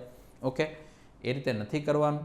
ઓકે, તમે ખાલી આર્ટિકલ માની લો કોઈ છે પોલિટિકલ બાબત ઉપરનો છે તમારે એસે લખવાનું છે, તમે બંધારણના માત્ર આર્ટિકલ લખ્યા રાખો. તમને કોઈ કલમો યાદ હોય તો એ બધી વસ્તુ લખા રાખો. ઓકે, તમને માની લો કે બધા જજમેન્ટ યાદ છે, તમે નકરા જજમેન્ટ જ લખે રાખો. આ જજમેન્ટમાં આમ કર્યું, આ જજમેન્ટમાં આમ કર્યું, આ જજમેન્ટમાં તેમ કર્યું. ભલે ગમે એ જજમેન્ટમાં સુપ્રીમ કોર્ટે આ વસ્તુ કહ્યું એ ગ્રાહ્ય છે, પણ એ મુદ્દાને લઈને તમે શું વિચારો છો? ટ્રિપલ તલાકનો મુદ્દો છે, એમાં જજમેન્ટ આપેલું છે, બરોબર છે, પણ તમે તમારા દ્રષ્ટિકોણથી એને કઈ રીતે મૂલવો છો, અથવા તમને શું એમાં સુધારા દેખાઈ રહ્યા છે? ઓકે, તો તમારા વિચારો છે એ અહીં એપ્લાય કરો. એટલે પહેલાં પહેલી બાબત ખાલી તથ્યો કે માહિતીના સંકલનથી બચવાનું છે. ઓકે, પછી ખાલી લાંબી નોંધ છે એ ન લખવાની. તમે ખબર નોંધ લખી લઈ, આપણે બધી બુકમાં જોતા નોંધ લખી હોય ને પછી એમાં કોઈ આખું ડેટા એક આપ્યો હોય. ઓકે, તો એ રીતે ખાલી બધા નોંધ છે એનું સંકલન નથી કરવાનું. પછી સૈદ્ધાંતિક પ્રદર્શન ન હોવું જોઈએ. તમે માત્ર છે અલગ અલગ સિદ્ધાંતો છે એમાં લખ્યા રાખો. ઓકે, મૂડીવાદ આમ છે, સામ્યવાદ આમ છે. ઓકે, એવા ખાલી સિદ્ધાંતો છે એ તમે લખી રાખો. તમારા પોતાના કંઈ મૌલિકતા કે એવા કંઈ વિચારો નહીં લખો, એ નહીં ચાલે. ઓકે, તો એનું પ્રદર્શન ન હોવું જોઈએ. ઓકે, બીજી વસ્તુ, ઘણા લોકો છે એ શું કરી લે કે એક્ઝામિનેશન હોય ત્યારે અલગ અલગ જેટલા પણ મહાન વ્યક્તિઓ છે એના કોટ ગોખવાનું ચાલુ કરી દે. ઓકે, એક સાથે કેટલા બધા કોટને બધું ગોખી નાખે. ઓકે, થોડાક યાદ રાખો, કોઈ વાંધો નહીં. ઓકે, પણ ધ્યાન રાખજો કે આખા એસેમાં પછી આ જ વસ્તુ ના દેખાવી જોઈએ. ઓકે, કે એ માત્ર મહાન લોકો દ્વારા આપેલ મહાન વિચારોનો સમૂહ માત્ર ન હોવો જોઈએ. કે તમે એસેમાં માત્ર બહુ મોટી સારી વાતો કરી દો જે ગ્રાઉન્ડ લેવલથી ક્યાંય દૂર હોય, અથવા જે ગ્રાઉન્ડ લેવલની સમસ્યા છે એનાથી એનો કોઈ નાતો જ ન હોય. તમે બહુ સારી ખાલી અહીંયા રામ રાજ્ય લાવવા માટેની જ વાત કરતા રહો, પણ રામ રાજ્ય લાવવા માટે શું કરવું જોઈએ તો તમે બતાવ્યું જ નથી. તો એ વસ્તુ પણ ના હોવી જોઈએ. કે તમારે જે મુદ્દો છે એ બતાવવાનો છે, એની સમસ્યાઓ છે એ બતાવવાની છે, એની નિરાકરણ અથવા એમાં કઈ બાબતો છે એડ કરી શકાય, દૂર કરી શકાય, આ બધું તમારે અહીંયા બતાવવાનું છે. પણ ખાલી તમે કહેવાય ને કોઈ મહાન વ્યક્તિ થઈને તમે ખાલી ઉપદેશ આપી રહ્યા હોય એવી ફિલિંગ અહીંયા ના આવી જોઈએ. ઓકે, આ ખાસ આપણે ધ્યાનમાં રાખવાનું છે. ઓકે, ચાલો, તો આટલી બાબત અહીંયા તમારે ધ્યાનમાં રાખી. તો પ્રશ્ન હવે આપણો પાછો એ જ ઊભો થયો કે વોટ કોન્સ્ટિટ્યુટ્સ ગુડ એસે. એક સારો એસે હોય એમાં કઈ બાબતો હોવી જોઈએ આપણે ખાસ ધ્યાનમાં રાખવાની છે. ઓકે, તો ધ્યાન રાખજો. 3 વસ્તુ છે કોઈ પણ એસે છે એના ફોર્મેટમાં આવે. ઓકે, એ બધાને ખ્યાલ હોય. પહેલો આવે ઇન્ટ્રોડક્શન. ઓકે, જે પૂર્વ ભૂમિકા છે, જે પરિચય છે. ઓકે, એ શરૂઆત કે ભાઈ એ મુદ્દો અહીંથી શરૂઆત આ રીતે થાય છે. પછી ડિસ્ક્રિપ્શન, જે મુખ્ય આખી બોડી છે. ઓકે, તો એમાં આખું આપણે જે મુદ્દો છે એનું વર્ણન કરેલું છે. અને ત્રીજો આવે કન્ક્લુઝન. ઓકે, ફાઇનલી આપણે નિષ્કર્ષ ઉપર પહોંચીએ. તો કોઈ પણ એસેમાં છે આ વસ્તુ પહેલાં એના ફોર્મેટ પ્રમાણે પહેલાં ફિક્સ રાખવાની છે. ઓકે, મેં તમને કહ્યું એ પ્રમાણે પેરેગ્રાફમાં જ લખવાનું છે, મુદ્દા નથી પડવાના. હંમેશા ઇન્ટ્રોડક્શન હોવું જ જોઈએ. તમે સીધું આ બોડી ચાલુ ના કરી શકો. સીધો એસે ચાલુ કરો, ખબર જ કરવી પડે ક્યાંથી શું સ્ટાર્ટ થયો અથવા શું કહેવા માગે છે. ઓકે, તો આ વસ્તુ ધ્યાનમાં રાખવાની છે. અને કન્ક્લુઝન છે એ. તો આ ખાસ ધ્યાન રાખજો કે એક સારો એસે છે પોતાના સબ્જેક્ટ છે ને વળગીને રહે છે. અને એમાં આપણું હોવું જોઈએ theme through out the write-up. જે આપણી થીમ છે એ તમને દેખાવી જોઈએ કે ભાઈ આ કઈ થીમ ઉપર આ આખો એસે લખાઈ રહ્યો છે. ઓકે, તો આ બાબત આપણે ધ્યાનમાં રાખવાની છે. ડન છે? ઓકે, ચાલો. તો એક સારા એસેમાં કઈ વસ્તુ આવવી જોઈએ, ઓકે, શું ન આવવું જોઈએ તો જોઈ લીધું. શું આવવું જોઈએ એની આપણે વાત કરીએ. તો પહેલું અન્ડરસ્ટેન્ડિંગ ઓફ ધ રાઇટર. લેખકની સમજ એ ખાસ ધ્યાન રાખજો. કે કારણ કે આખો એસે છે એ શું બતાવે છે એ તમે કઈ રીતે વિચારો છો, તમે કોઈ મુદ્દાને કઈ રીતે સમજેલા છો. કે તમે ગરીબી છે તમે મૂડીવાદથી હટાવવા માંગો છો કે તમે સામ્યવાદથી હટાવવા માંગો છો, એના માટેના તમારા વિચારો કેવા છે. કે તમે સમાજવાદ છે એને તમે કઈ રીતે જોઈ રહ્યા છો. તમે છે દેશમાં જે અલગ અલગ સમસ્યાઓ રહેલી છે, સમાજમાં અલગ અલગ સમસ્યાઓ રહેલી છે, રાજનીતિમાં અલગ અલગ પડકારો રહેલા છે, તો એના વિશે તમારા વિચારો કેવા રહેલા છે. કે કોઈ સાયન્સ રિલેટેડ બાબતો છે તો એમાં તમે શું સમજી રહ્યા છો. આર્ટિફિશિયલ ઇન્ટેલિજન્સ છે એને રિલેટેડ કોઈ પ્રશ્ન પૂછેલો છે કે ભાઈ એ આવનારા સમયમાં એક મોટો ખતરો છે એ બનીને ઉભરશે, કે આવી બાબત માની લો કે તમારી સામે આપેલી હોય. એક તરફ આપણે આર્ટિફિશિયલ ઇન્ટેલિજન્સ છે એને પ્રમોટ કરી રહ્યા છે, બીજી તરફ આપણે છે એ ઘણા બધા ફિક્શનલ મૂવીમાં જોયું હોય કે ભાઈ આર્ટિફિશિયલ ઇન્ટેલિજન્સને કારણે છે માનવ સભ્યતા છે ઘણી વખત આખી જોખમમાં મુકાઈ જાય.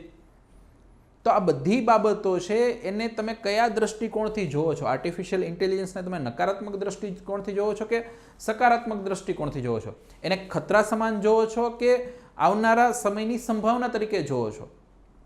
કે તો એ કોના ઉપર આધાર છે? એ તમારી સમજ ઉપર આધાર છે. કે તો આ ધ્યાનમાં રાખવાનું છે. બીજું, થ્રોનેસ ઓફ ધ રાઇટર, લેખકની સંપૂર્ણતા, કે તમે વિષય છે કઈ રીતે સમજી રહ્યા છો. વિષયને માત્ર ખાલી એક દ્રષ્ટિકોણથી તો નથી જોઈ રહ્યા ને. વિષયમાં માત્ર તમને ખાલી નકારાત્મકતા તો નથી જોવા મળી રહી ને. ઓકે, અથવા ઘણી વખત એ પણ ધ્યાન કે ખાલી વિષયમાં તમને ખાલી સકારાત્મકતા ખાલી જોવા ન મળતી હોય જોઈએ. એટલે તમે ખાલી મોટી મોટી વાતો કરી દો એ કોઈ વિષયને લઈને કે આમાં કોઈ વાંધો જ નહીં આવે, બધું સબ સલામત છે, એવો દ્રષ્ટિકોણ ખાલી નથી ને તમારી પાસે. તમારે જોવું પડે કે નાના નાના મુદ્દા છે એ ક્યાં એડ્રેસ કરવાની જરૂર છે. ઓકે, તો એક હોલ એપ્રોચ તમારી પાસે હોવો જોઈએ. પછી analytical capacity of the writer, okay, કે તમે મુદ્દાને છે એ સારી રીતે વિશ્લેષિત કરી શકતા હોવા જોઈએ, એવી તમારી પાસે ક્ષમતા હોવી જોઈએ. આ વસ્તુ અહીંયા માગે છે. પછી research and analytical capability of the writer, કે જે મુદ્દો છે એમાં તમે સંશોધન કરી શકો, લેખકની એ વિશ્લેષણ ક્ષમતા હોવી જોઈએ. કે અને reading habit of the writer, આ બધું આવશે ક્યારે? તમને મુદ્દો સમજણમાં હશે ત્યારે. તમને હવે પહેલાં તો આર્ટિફિશિયલ ઇન્ટેલિજન્સ છે એ શું છે એ જ ખબર ના હોય તો, તમને ક્લાઉડ કમ્પ્યુટિંગ શું છે એ જ ખબર ના હોય તો પછી તમે એના વિશે કઈ રીતે લખી શકશો? ઓકે, તમને છે બ્લોકચેન ટેકનોલોજી છે એના વિશે ખ્યાલ ન હોય તો પછી એસે લખવાની તો દૂરની વસ્તુ થઈ ગઈ. ઓકે, આ તો સાયન્સ રિલેટેડ વાત થઈ. કોઈ પોલિટીના આવા એસે રહેલા છે જે મુદ્દા વિશે તમને એટલી સમજણ જ ન હોય તો આ બધું આવશે ક્યાંથી? રીડિંગ હેબિટથી. તો આ તો જરૂરી છે જ. રીડિંગ હેબિટ છે એ તમે જેટલું અલગ અલગ મુદ્દાઓ છે એનું વાંચન કરશો, સમજશો, પછી વાંચન કરતા હોય ત્યારે પોતાના પ્રશ્નો પૂછતા રહેવાના કે ભાઈ આ મુદ્દો છે કે તો આમાં આ સમસ્યા શા માટે આવી, કે એની પાછળનું કારણ શું છે? હવે સમસ્યા આવી છે તો કયા કયા લેવલની સમસ્યાઓ છે? ઓકે, કયા કયા ગ્રુપ છે ને અફેક્ટ કરે છે? ઓકે, કેટલા પ્રમાણમાં અફેક્ટ કરે છે? ઓકે, આ બધી વસ્તુ કરશો પછી તમને સમસ્યાનું નિરાકરણ ને બધી વસ્તુ સામે આવશે. એના માટે સરકારે જે પગલાં લીધેલા હોય એ બધી વસ્તુ સામે આવે, એના માટે ભવિષ્યમાં શું કરી શકાય એ બધી વસ્તુ સામે આવી શકે, તો પછી તમે લખી શકો. પણ એના માટે તમને મુદ્દો ખ્યાલ હોવો જોઈએ. અને ક્યારે ખ્યાલ આવશે? તમારી રીડિંગ હેબિટ છે એનાથી. તો આ તો તમારે કરવાનું છે. ઓકે, તો આ બધી વસ્તુ છે એક સારો એસે લખવા માટે છે એ ખૂબ જરૂરી છે. આ ખાસ તમારે ધ્યાનમાં રાખવાનું છે. ઓકે, હવે આ ધ્યાનમાં રાખો. Essay needs a good command over communication ability. Okay, આ પણ ધ્યાનમાં રાખવાનું છે કે એસે ખાલી તમારે સમજવાનો છે એવું નથી. તમે જે લખ્યું છે એ સામેવાળા છે કઈ રીતે સમજી શકે છે. તમે લખ્યું છે એ તમે કેટલું સરળતાથી તમે બીજાને કન્વે કરાવી શકો છો એ પણ એમાં રિફ્લેક્ટ થવું જોઈએ. કારણ કે તમે તો લખી નાખ્યો, એ ખાલી તમને જ સમજણમાં આવતું હોય તો એનો કોઈ મિનિંગ નીકળતો નથી. ઓકે, તો એના માટે ગુડ કોમ્યુનિકેશન એબિલિટીઝ તમારામાં હોવી જોઈએ. એટલે પહેલું તો સારામાં સારી રજૂઆત તમને આવડતી હોવી જોઈએ. કે તમને સારામાં સારા ફોર્મેટમાં વ્યવસ્થિત લખતા આવડવું જોઈએ. ઓકે, 5, 6 લાઈન છે તો 7 લાઈન છે ત્યાં એક વ્યવસ્થિત પેરેગ્રાફ છે પાડી દેવાનો. એ બંને પેરેગ્રાફ છે એ બંને વચ્ચે લિંક થવું જોઈએ એ પ્રકારનો પેરેગ્રાફ પાડવાનો છે. ઓકે, લખાણમાં છે લયબદ્ધતા હોવી જોઈએ. તમારી અભિવ્યક્તિ છે એ અસરકારક હોવી જોઈએ. સચોટ અથવા અસરકારક છે હોવી જોઈએ કે જે તમે કહેવા માગો છો એ જ સામેવાળાને સમજાય. ઘણીવાર આપણું લેખન છે એટલું ક્લિષ્ટ અથવા એટલું છે જટિલ લેંગ્વેજમાં આપણે બધું લખેલું હોય કે આપણે કહેવા કંઈક અલગ માગતા હોય ને સામેવાળાને સમજાય પણ અલગ. ઓકે, તો એવી રીતે નથી રાખવાનું. અસરકારક અભિવ્યક્તિ રાખવાની છે. ઓકે, લોજિક, ફ્લો એન્ડ રિધમમાં હોવું જોઈએ. જે પણ કહો છો તર્કબદ્ધ કહેવાનું છે. ઓકે, માત્ર હવામાં કોઈ ફેકમ ફેંકી નથી કરવાની. અથવા તમે ખાલી એમ કહી દો કે આવતા 5 વર્ષ છે ત્યાં સુધીમાં તો છે ભારત દેશ છે એમાં મોટા ભાગના લોકો છે કરોડપતિ બની જશે. અથવા આપણે એટલો બધો ઇકોનોમિક ગ્રોથ કરશું, આપણી પાસે એટલી બધી ટ્રેમેન્ડન્સ છે, આપણી સંભાવનાઓ રહેલી છે કે ઘરે ઘરે છે એ પ્લેન ફરતા હશે. ઓકે, તો એમાં કોઈ લોજિક જ નથી, એમાં કોઈ તર્ક જ નથી. તો આ બાબત છે તમારે ખાસ ધ્યાનમાં રાખવાની છે. ઓકે, આ બાબત આપણે ધ્યાનમાં રાખીશું. ઓકે, પછી યોગ્ય વ્યાકરણ. મેં તમને પહેલાં જ કહ્યું હતું કે શક્તિ અને શક્તિ આ રીતે લખેલું હશે. ઓકે, તો આ જે જોવું ગમશે, આને કોઈ એક્સેપ્ટ કરી શકશે નહીં. તો આ બાબત તમારે ખાસ ધ્યાનમાં રાખવાની છે. ડન. ઓકે, ચાલો. તો આટલું આપણે એમાં ધ્યાનમાં રાખવાનું છે. અને સ્ટાઇલ. સ્ટાઇલ એટલે સિમ્પલ, જે પ્રકારનું ફોર્મેટ માગ્યું છે એ પ્રકારની સ્ટાઇલમાં તમારે લખવાનું છે, એ પ્રકારના પેરેગ્રાફને એ રીતે તમારે લખાણ કરવાનું છે. ડન. તો ચાલો મિત્રો, હવે આપણે વાત કરશું કે જ્યારે આપણે એસે રાઇટિંગ કરી રહ્યા છીએ, કેમ તો એસે રાઇટિંગમાં તમારે બે ફેઝ જોવાના છે. પહેલી વસ્તુ કે બિફોર એક્ઝામિનેશન હોલ. આપણે એક્ઝામિનેશન હોલમાં જશું તો ત્યાં પછી આપણી પાસે 3 કલાક છે. 3 કલાકમાં પછી છે એસે લખવાનો આવશે, તો પહેલાં બધી તૈયારી કરવી પડશે. તો એક્ઝામિનેશન હોલ પહેલાં કઈ તૈયારી કરવાની છે, એના માટે કઈ રીતે પહેલાં મેન્ટલી પ્રિપેર થઈને જવાનું છે, પહેલી ચર્ચા એની કરશું. અને પછી આપણે વાત કરશું કે જ્યારે તમારા હાથમાં પેપર આવે છે, તો પેપર હાથમાં આવ્યા પછી તમારે કઈ રીતે 3 કલાકમાં 3 એસે લખવાના છે. તો આપણે પહેલાં એક્ઝામિનેશન હોલ એપ્રોચની વાત કરવાના છીએ, પણ કયો pre. Okay, pre exam whole approach. તો સિમ્પલ કે ભાઈ સારો નિબંધ લખવા શું કરવું જોઈએ. આપણે ક્યારની આ જ વાત કરીએ છીએ કે ભાઈ સારો નિબંધ કઈ રીતે લખવો.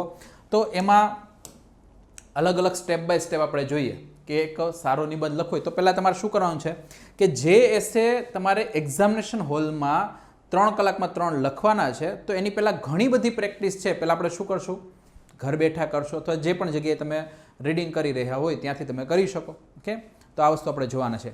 તો એમાં પહેલાં સ્ટેપ બાય સ્ટેપ ધ્યાન રાખો કે એક તો આપણે ટાઈમ મેનેજમેન્ટ કરવાનું છે, બીજું શબ્દો છે એનું મેનેજમેન્ટ કરવાનું છે. કારણ કે વર્ડ લિમિટ છે, પછી એવું ના થવું જોઈએ કે તમને છે 800 શબ્દ લખવાના કહ્યા છે ને તમે ખાલી 300-400 શબ્દ લખીને આવો, તો પછી એ પાર્શિયલી એડ્રેસ કહેવાશે. અને જો 800 શબ્દ કીધા છે ને તમે છે અને 1000-1200 સુધી ખેંચે જાઓ તો એ પણ નથી કરવાનું. ઓકે, તો ટાઈમ લિમિટ છે, શબ્દ લિમિટ છે, એ ધ્યાનમાં રાખવાનું છે. પછી જે મુદ્દો પૂછે છે તો મુદ્દાની આજુબાજુ જ લખવાનું છે. તો એના માટે શું કરશું એની થોડીક ચર્ચા કરીએ. ઓકે, તો પહેલાં પહેલું, ઓકે, 9 જેટલા આપણે પગલાં જોવાના છીએ. તો પહેલું પગલું શું છે, સંશોધન. ઓકે, તમે કોઈ પણ મુદ્દો તમારે લખવો છે તો એના માટે રિસર્ચ જરૂરી છે. ઓકે, તમને એમ થાય છે કે ચાલો મારે છે અત્યારે કોરોના કાળ, ઓકે, એની આર્થિક વ્યવસ્થા ઉપરની અસર, આના ઉપર મારે આખો એસે લખવો છે. મેં અત્યારે રેન્ડમલી એક ટોપિક લીધો છે. કેમ, તો પહેલાં તમને ખ્યાલ હોવો જોઈએ ને કે ભાઈ કોરોના કાળમાં આર્થિક વ્યવસ્થા છે, ઓકે, તો એમાં કઈ કઈ જગ્યાએ છે એ ફેરફાર થયા. કે તમે જો ઘણી બધી ઇન્ડસ્ટ્રી છે એ બંધ પડી ગઈ એવું નથી. ઘણી ઇન્ડસ્ટ્રી છે એ સારી પણ ચાલી ગઈ, જેમ કે કેમિકલ ઇન્ડસ્ટ્રીઝ છે, આઈટી ઇન્ડસ્ટ્રીઝ છે, એને એટલો બધો ફરક ના પડે. ઉલટાનું ઘણી ઇન્ડસ્ટ્રી છે એમાં ગ્રોથ થયો. ઓકે, જેમ કે તમે ઓનલાઈન જે ઇન્ડસ્ટ્રી બધી કામ કરે છે, ઓકે, સિમ્પલ આપણે એમેઝોનની વાત કરીએ તો એમેઝોન છે એના રેવન્યુમાં વધારો થયો છે. કે પછી તમે બીજી બધી કંપનીઓ લઈ લો, પણ સામે છેડે તમે માની લો કે ભાઈ સરકારના ઘણા બધા ડિપાર્ટમેન્ટ છે અથવા સરકારને હવે જે ટેક્સ કલેક્ટ કરવાનો છે, ઓકે, તો એમાં ક્યાંક ને ક્યાંક છે ખરાબ અસર થશે. એમની પાસે ટેક્સ કલેક્ટ નહીં થાય તો પછી એની અસર ક્યાં થવાની છે, જે બીજી બધી આપણી યોજનાઓ છે એના ઉપર, લોંગ ટર્મની જે બધી યોજનાઓ છે, શોર્ટ ટર્મની યોજનાઓ છે, કે તો ત્યાં પછી ક્યાંક આપણે ઇન્ફ્રાસ્ટ્રક્ચર છે એને ડેવલપમેન્ટમાં આપણે ક્યાંક ને ક્યાંક પાછળ રહી જશું. ઓકે, તો આ રીતે તમારે શું કરવાનું છે, પહેલાં તો બધા રિસર્ચ કરીને ડેટા ભેગા કરવાના છે કે ભાઈ કોના ઉપર અસર થઈ, આર્થિક વ્યવસ્થા ઉપર અસર થઈ, તો આર્થિક વ્યવસ્થાની અંદર કઈ કઈ બાબતો તમારે લેવાની છે. ઓકે, ઉદ્યોગો છે તો કયા કયા ઉદ્યોગો પર અસર થઈ, મોટા ઉદ્યોગો પર, નાના ઉદ્યોગો પર, મધ્યમ કક્ષાના ઉદ્યોગો છે ત્યાં, એક તો આ અર્થવ્યવસ્થાની અસર થઈ. બીજું લોકો ઉપર, ઓકે, લોકોની જે આર્થિક સ્થિતિ છે એના ઉપર શું અસર થઈ એ પણ તમારે બતાવવાનું રહે છે. તો એના માટેનું તમારે શું કરવું પડશે, જેટલું તમારું વાંચન હશે, તમે જે પણ છે બુક્સ વાંચી હોય, કરંટ અફેર્સ વાંચેલું હોય, મેગેઝિન વાંચેલી હોય, ન્યૂઝપેપર વાંચેલા હોય, તો એમાં ક્યાંક ને ક્યાંક તમારી પાસે જે બધા ડેટા આવેલા હશે એ તમારે શું કરવા પડશે, અહીંયા ભેગા કરવા પડશે. એટલે પહેલાં તો રિસર્ચ કરવાનું છે. કોઈ પણ તમને મુદ્દો આપે છે એના ઉપર. ઓકે, શરૂઆતનું સ્ટેજ આ જ છે. તમે કોઈ પણ અત્યારે જ્યારે તમે મોક ટેસ્ટ લખો છો અથવા તમે પોતાની રીતે કોઈ છે પ્રેક્ટિસ કરી રહ્યા છો કોઈ પણ એક મુદ્દો લઈને, તો પહેલાં મુદ્દોને તમારે શું કરવું પડે, સમજવું પડશે, એનું સંશોધન કરવું પડશે. કે તો તમારા વિષય પર સંશોધન કરી નિબંધ લખવાની પ્રક્રિયા શરૂ કરો. ઓકે, અને ધીમે ધીમે એમાં એક્સપર્ટ બનાવતા જાઓ. એક્સપર્ટ કઈ રીતે બનશો? વધારે ને વધારે છે એ મુદ્દા વિશે વિચારીને, એના વિશે વાંચીને, લખીને. જો તમને આ વિશે કોઈ જાણકારી ન હોય તો તમે એને બુદ્ધિપૂર્વક લખી શકો નહીં. આમે આપણને 3 ઓપ્શન આપે જ છે કે 3માંથી આપણે એક ચૂઝ કરવાનો છે. એટલે સિમ્પલ એ પણ ધ્યાનમાં રાખવાનું, હર હંમેશા એવું નહીં બની શકે કે જેટલા પણ મુદ્દાઓ તમારી સમક્ષ આવે તમને બધા વિશે નોલેજ હોય. તમને મુદ્દો ખ્યાલ આવી જશે અથવા ઘણી વખત સમજાઈ પણ જશે. ઓકે, 3 મુદ્દા આપેલા છે તો 3 એસેના ટોપિક આપેલા છે તો 3 તમને ખ્યાલ આવી જાય ભાઈ શું લખવાનું શું છે. પણ 3માંથી એક એસે એવો સારો હશે કે જેમાં તમે વધારે સંશોધન કર્યું છે અથવા તમારી પાસેનો ડેટા અથવા એની મૌલિકતા અથવા એની જે સમજ છે એ વધારે હશે. તો એ તમારે ધ્યાનમાં રાખવાનું છે. ઓકે, તો પહેલું સંશોધનનું વાત થયું. હવે ધ્યાન રાખજો કે લખવા માટે પહેલાં તો તમારી અંતરદ્રષ્ટિ વિકસાવવી પડશે એ મુદ્દાને લઈને. ઓકે, તો એ ક્યારે વિકસશે? ધીરજપૂર્વક વાંચન અને માહિતી એકત્રિત કરશો ત્યારે. ઓકે, એટલે એસે વસ્તુ એવી છે એ રાતોરાત છે એ તમારે સુધરી નહીં જાય. ઘણા લોકોને એવું થતું ચાલો એક્ઝામિનેશન આવશે ને 10 દિવસ પહેલાં એસેની પ્રિપેરેશન કરવાનું હું ચાલુ કરી દઈશ તો મને બધું ખ્યાલ આવી જશે. ઓકે, તો ના, તમે અત્યાર સુધી જે તમારું વાંચન કર્યું છે, જે તમે અત્યાર સુધી તમારી હેબિટ બધી અલગ અલગ પાડી છે એની અસર છે અહીંયા પડવાની છે. ઓકે, એના અનુસાર જ તમારી અંતરદ્રષ્ટિ છે વિકસશે, એના અનુસાર તમને બધા અલગ અલગ એપ્રોચીસ ખ્યાલ આવશે. ઓકે, તો એ ધ્યાનમાં રાખવાનું છે. તો સિમ્પલ માની લો કે તમે સાવ શરૂઆત જ કરી રહ્યા છો પ્રિપેરેશનની અને તમારે મેન્સની એની તૈયારી કરવી હોય તો સ્ટાર્ટિંગથી જ આ બધી હેબિટ તમારે પાડવાની છે. જેમ કે દૈનિક અખબાર છે એના વાંચન દ્વારા, જીએસની તૈયારી જે કરી રહ્યા છો, ઓકે, એના દ્વારા તમે આ બધી વસ્તુ ભેગી કરી શકો છો. ઓકે, પણ થોડીક અલગ વ્યૂહરચના તમારે બનાવવી પડશે. ચાલો, બીજો મુદ્દો છે વિશ્લેષણનો. હવે વિશ્લેષણ છે એમાં ધ્યાન રાખો કે તમને એ મુદ્દા વિશે નોલેજ છે, તમારી પાસે જ્ઞાન છે. ઓકે, એ તમારી પાસે આવી ગયું. હવે ધ્યાન રાખો કે એ લેખ છે એની દલીલોનું વિશ્લેષણ કરવાનું હોય તમે પ્રારંભ કરી શકો. પહેલાં નોલેજ ગેઇન કર્યું, નોલેજ ગેઇન કર્યા પછી હવે તમારે શું કરવાનું છે? ધીમે ધીમે ધીમે એનું એનાલિસિસ કરવાનું છે, એ મુદ્દો છે એનું. ઓકે, તો મુદ્દાઓ સ્પષ્ટ રીતે વ્યાખ્યાયિત કરવાના છે. કઈ રીતે વ્યાખ્યાયિત થશે? તો એના કારણો આપવાના છે. ઓકે, બેરોજગારી વધી છે તો એની પાછળના કારણો તમને ખ્યાલ હોવા જોઈએ. જોબલેસ ગ્રોથ છે, આ મુદ્દો આવી રહ્યો છે આપણી પાસે, તો જોબલેસ ગ્રોથ છે એના શું કારણો રહ્યા છે. ઓકે, અને એના એવિડન્સ એટલે કે પુરાવા કે ભાઈ ઇન્ડસ્ટ્રીઝ છે તો એ ઓટોમેશન છે એના બેઝ ઉપર ઇન્ડસ્ટ્રી છે વધી રહી છે, જે ઉત્પાદન થઈ રહ્યું છે તો એમાં વ્યક્તિઓ છે એની સંખ્યા ઓછી હોય છે, ટેકનોલોજી છે એની ભરમાર હોય છે. કે તમારે એ બધા પુરાવા પણ સાથે સાથે આપવાના છે. કે પછી જે પણ તમારું લોજિક છે, કે તો એની નબળાઈઓ, એની વીકનેસ છે એ અને એની શક્તિઓ એ પણ જો તમે જે મુદ્દો અથવા જે તમે તર્ક આપ્યો છે કે ભાઈ આના કારણે વસ્તુ થઈ રહી છે તો એ તર્કની નબળાઈ પણ હોઈ શકે ને તર્કની છે સ્ટ્રેન્થ પણ હોઈ શકે, એ તમારે ધ્યાનમાં રાખવાની છે. કે સિમ્પલ બાબત છે કે તમે એમ કહો છો કે સમાજમાં સ્ત્રીઓનું સ્થાન છે એ આર્થિક રીતે પોતે સક્ષમ ન હોવાને કારણે એ પછાત રહી ગયા છે, એટલા માટે આ રહ્યું છે. તમે એવો તર્ક આપ્યો કે ભાઈ સ્ત્રીઓ આર્થિક રીતે સક્ષમ નથી એટલા માટે સમાજમાં એનું સ્થાન કેવું રહી ગયું? પછાત રહી ગયું છે. હવે આ તમે તર્ક આપ્યો, પણ તર્કમાં તમારે બીજું પણ વસ્તુ આવે. આ તર્ક કંઈ ફૂલ્લી પેલું એવું નથી કે ભાઈ 100% સાચો જ છે. કે કારણ કે ઘણી વખત છે ઘણી સ્ત્રીઓ છે એ ડૉક્ટર હોય, એન્જિનિયર હોય, આમ છતાં પણ એમની સાથે ભેદભાવ થતો હોય, લૈંગિક ભેદભાવ થતો હોય, ઘરમાં છે લૈંગિક ભેદભાવનો સામનો થતો હોય, વર્ક પ્લેસ ઉપર ભેદભાવનો સામનો થતો હોય, ભલે આર્થિક રીતે સક્ષમ છે, પોતાના પગ પર નિર્ભર છે, તો ક્યાંક ને ક્યાંક સમાજ છે એની ભૂમિકા છે, ક્યાંક ને ક્યાંક રાજકીય બાબતો છે એની ભૂમિકા છે.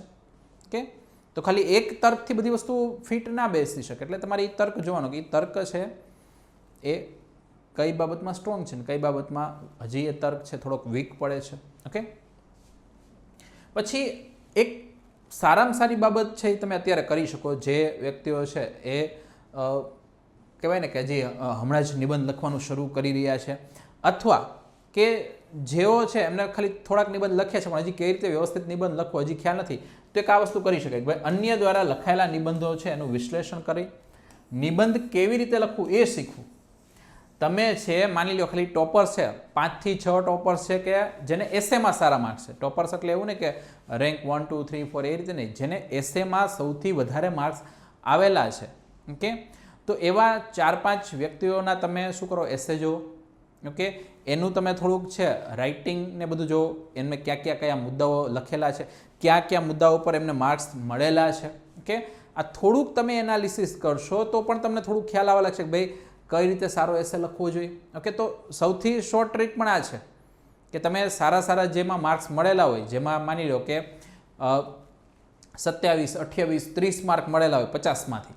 ઓકે, તો એવા એસે તમે જોશો એટલે તમને તરત ખ્યાલ આવી જશે કે ભાઈ આમાં શા માટે અમને આટલા બધા માર્ક્સ આપવામાં આવેલા છે. 30 માર્ક કઈ બાબત જોઈને અમને આપેલા છે, 35 માર્ક છે ઘણાને આપેલા હોય તો 35 માર્ક 50માંથી 35 કેમ આપ્યા છે. કે એની લખાણ શૈલીમાં એવું તો શું છે. કે તો આ વસ્તુ જોશો તો અડધો તો તમને 50% તો એસે કઈ રીતે લખો એ અહીંથી ખ્યાલ આવી જશે. એટલે આ કામ તમારે કરવાનું છે, વિશ્લેષણ છે એમનું. ઓકે, આ બધી વાત કઈ ચાલી રહી છે કે એક્ઝામિનેશન હોલમાં પ્રવેશો એ પહેલાંની આખી આપણી પૂર્વ તૈયારી ચાલી રહી છે. આ અગત્યનું છે, બ્રેઇન સ્ટોર્મિંગ. ઓકે, અને માત્ર એસે માટે નહીં, કોઈ પણ તમે GS 1, 2, 3 લખો છો, ગુજરાતી, ઇંગ્લિશ કાંઈ પણ લખો છો, આ બધામાં સૌથી અગત્યની બાબત છે બ્રેઇન સ્ટોર્મિંગ. તમે મુદ્દાઓ છે કઈ રીતે પોતાના મગજમાં ગોઠવો છો, વારંવાર એને રિપીટ કરો છો, રિવિઝન કરો છો. ઓકે, તો એના કારણે શું થશે, તમારા મગજમાં છે આખી પેટર્ન બેસી જશે. તમે માની લો કે ગુજરાતીના કોઈ ફોર્મેટ છે વારંવાર લખો છો તો તમને ખ્યાલ આવી જશે કે ભાઈ મારે લેટર લખવો છે તો એમાં આ રીતે જ એડ્રેસ અહીંયા આવશે, આ રીતે સંબોધન અહીંયા જ આવશે, આ રીતે મુખ્ય મુદ્દાઓ અહીંયા જ આવશે, સમાપન આ રીતે જ કરવાનું છે.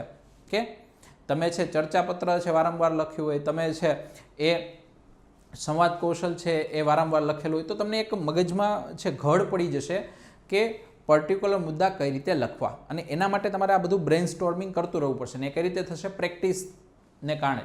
જેટલી વારંવાર પ્રેક્ટિસ કરશો યાદ રાખવાની. કે તમે સિમ્પલ જો કે શરૂઆતમાં જ્યારે આપણી પાસે મોબાઈલ ફોન અથવા સ્માર્ટફોન ખાસ કરીને નહોતા આવ્યા, કે તો શું કરતા કે ઘણા લોકોના નંબર છે આપણે એમને યાદ રાખતા. કે મગજમાં છે તરત 2-3 વાર એ વ્યક્તિ બોલે નંબર એટલે તરત પછી આપણે 3-4 વાર આપણે પોતે રિપીટ મગજમાં કરીએ એટલે તરત યાદ રહી જતા. અને કોઈ આપણને પૂછે કે ભાઈ આ ભાઈનો નંબર આપો ને એટલે તરત આપણે ફટાફટ નંબર બોલી જાય. કે તો ત્યારે આપણે શું કર્યું હતું, બ્રેઇન સ્ટોર્મિંગ. કે કારણ કે આપણે ત્યારે ખબર હતી કે આના સિવાય આપણી પાસે કોઈ બીજો ઉપાય નથી.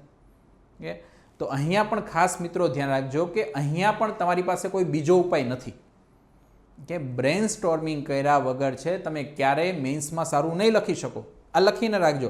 અહીંયા કોઈ એવું તો નથી કે તમને પ્રિલિમ્સની જેમ છે એ 4 આન્સર ઓલરેડી આપી દીધા છે અને તમારે માત્ર ખાલી એક આન્સર છે ચૂઝ કરવાનો છે, પસંદ કરવાનો છે, એવું નથી. તમારે અહીંયા ખુદ આન્સર લખવાનો છે અને એ પણ સારી રીતે ડિટેલમાં ફેક્ચ્યુઅલ બધી બાબતો સાથે. તો આ વસ્તુ ખાસ ધ્યાન રાખજો કે જેટલા મુદ્દાઓ છે એનો તમે એસે લખતા હોય, GS કોઈ પણ લખતા હોય, બ્રેઇન સ્ટોર્મિંગ એટલે વારંવાર એને યાદ કરવું, વારંવાર છે એનું રિપીટ કરવું, રિવિઝન કરવું. ઓકે, તો તમારા નિબંધને પોતાની સમજની જરૂર પડશે.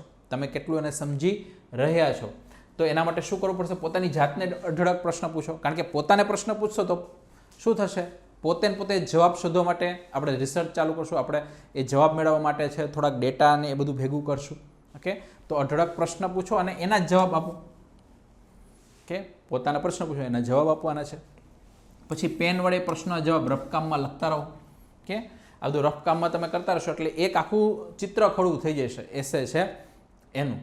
કે અને મનમાં છે આખી પેટર્ન ગોઠવાઈ જાય કે ભાઈ પહેલો મુદ્દો આ લખવાનો છે, બીજો આ, ત્રીજો, ચોથો, પાંચમો, અને બધાને કનેક્ટ કઈ રીતે કરવું એ પણ અહીંયા થતું જશે.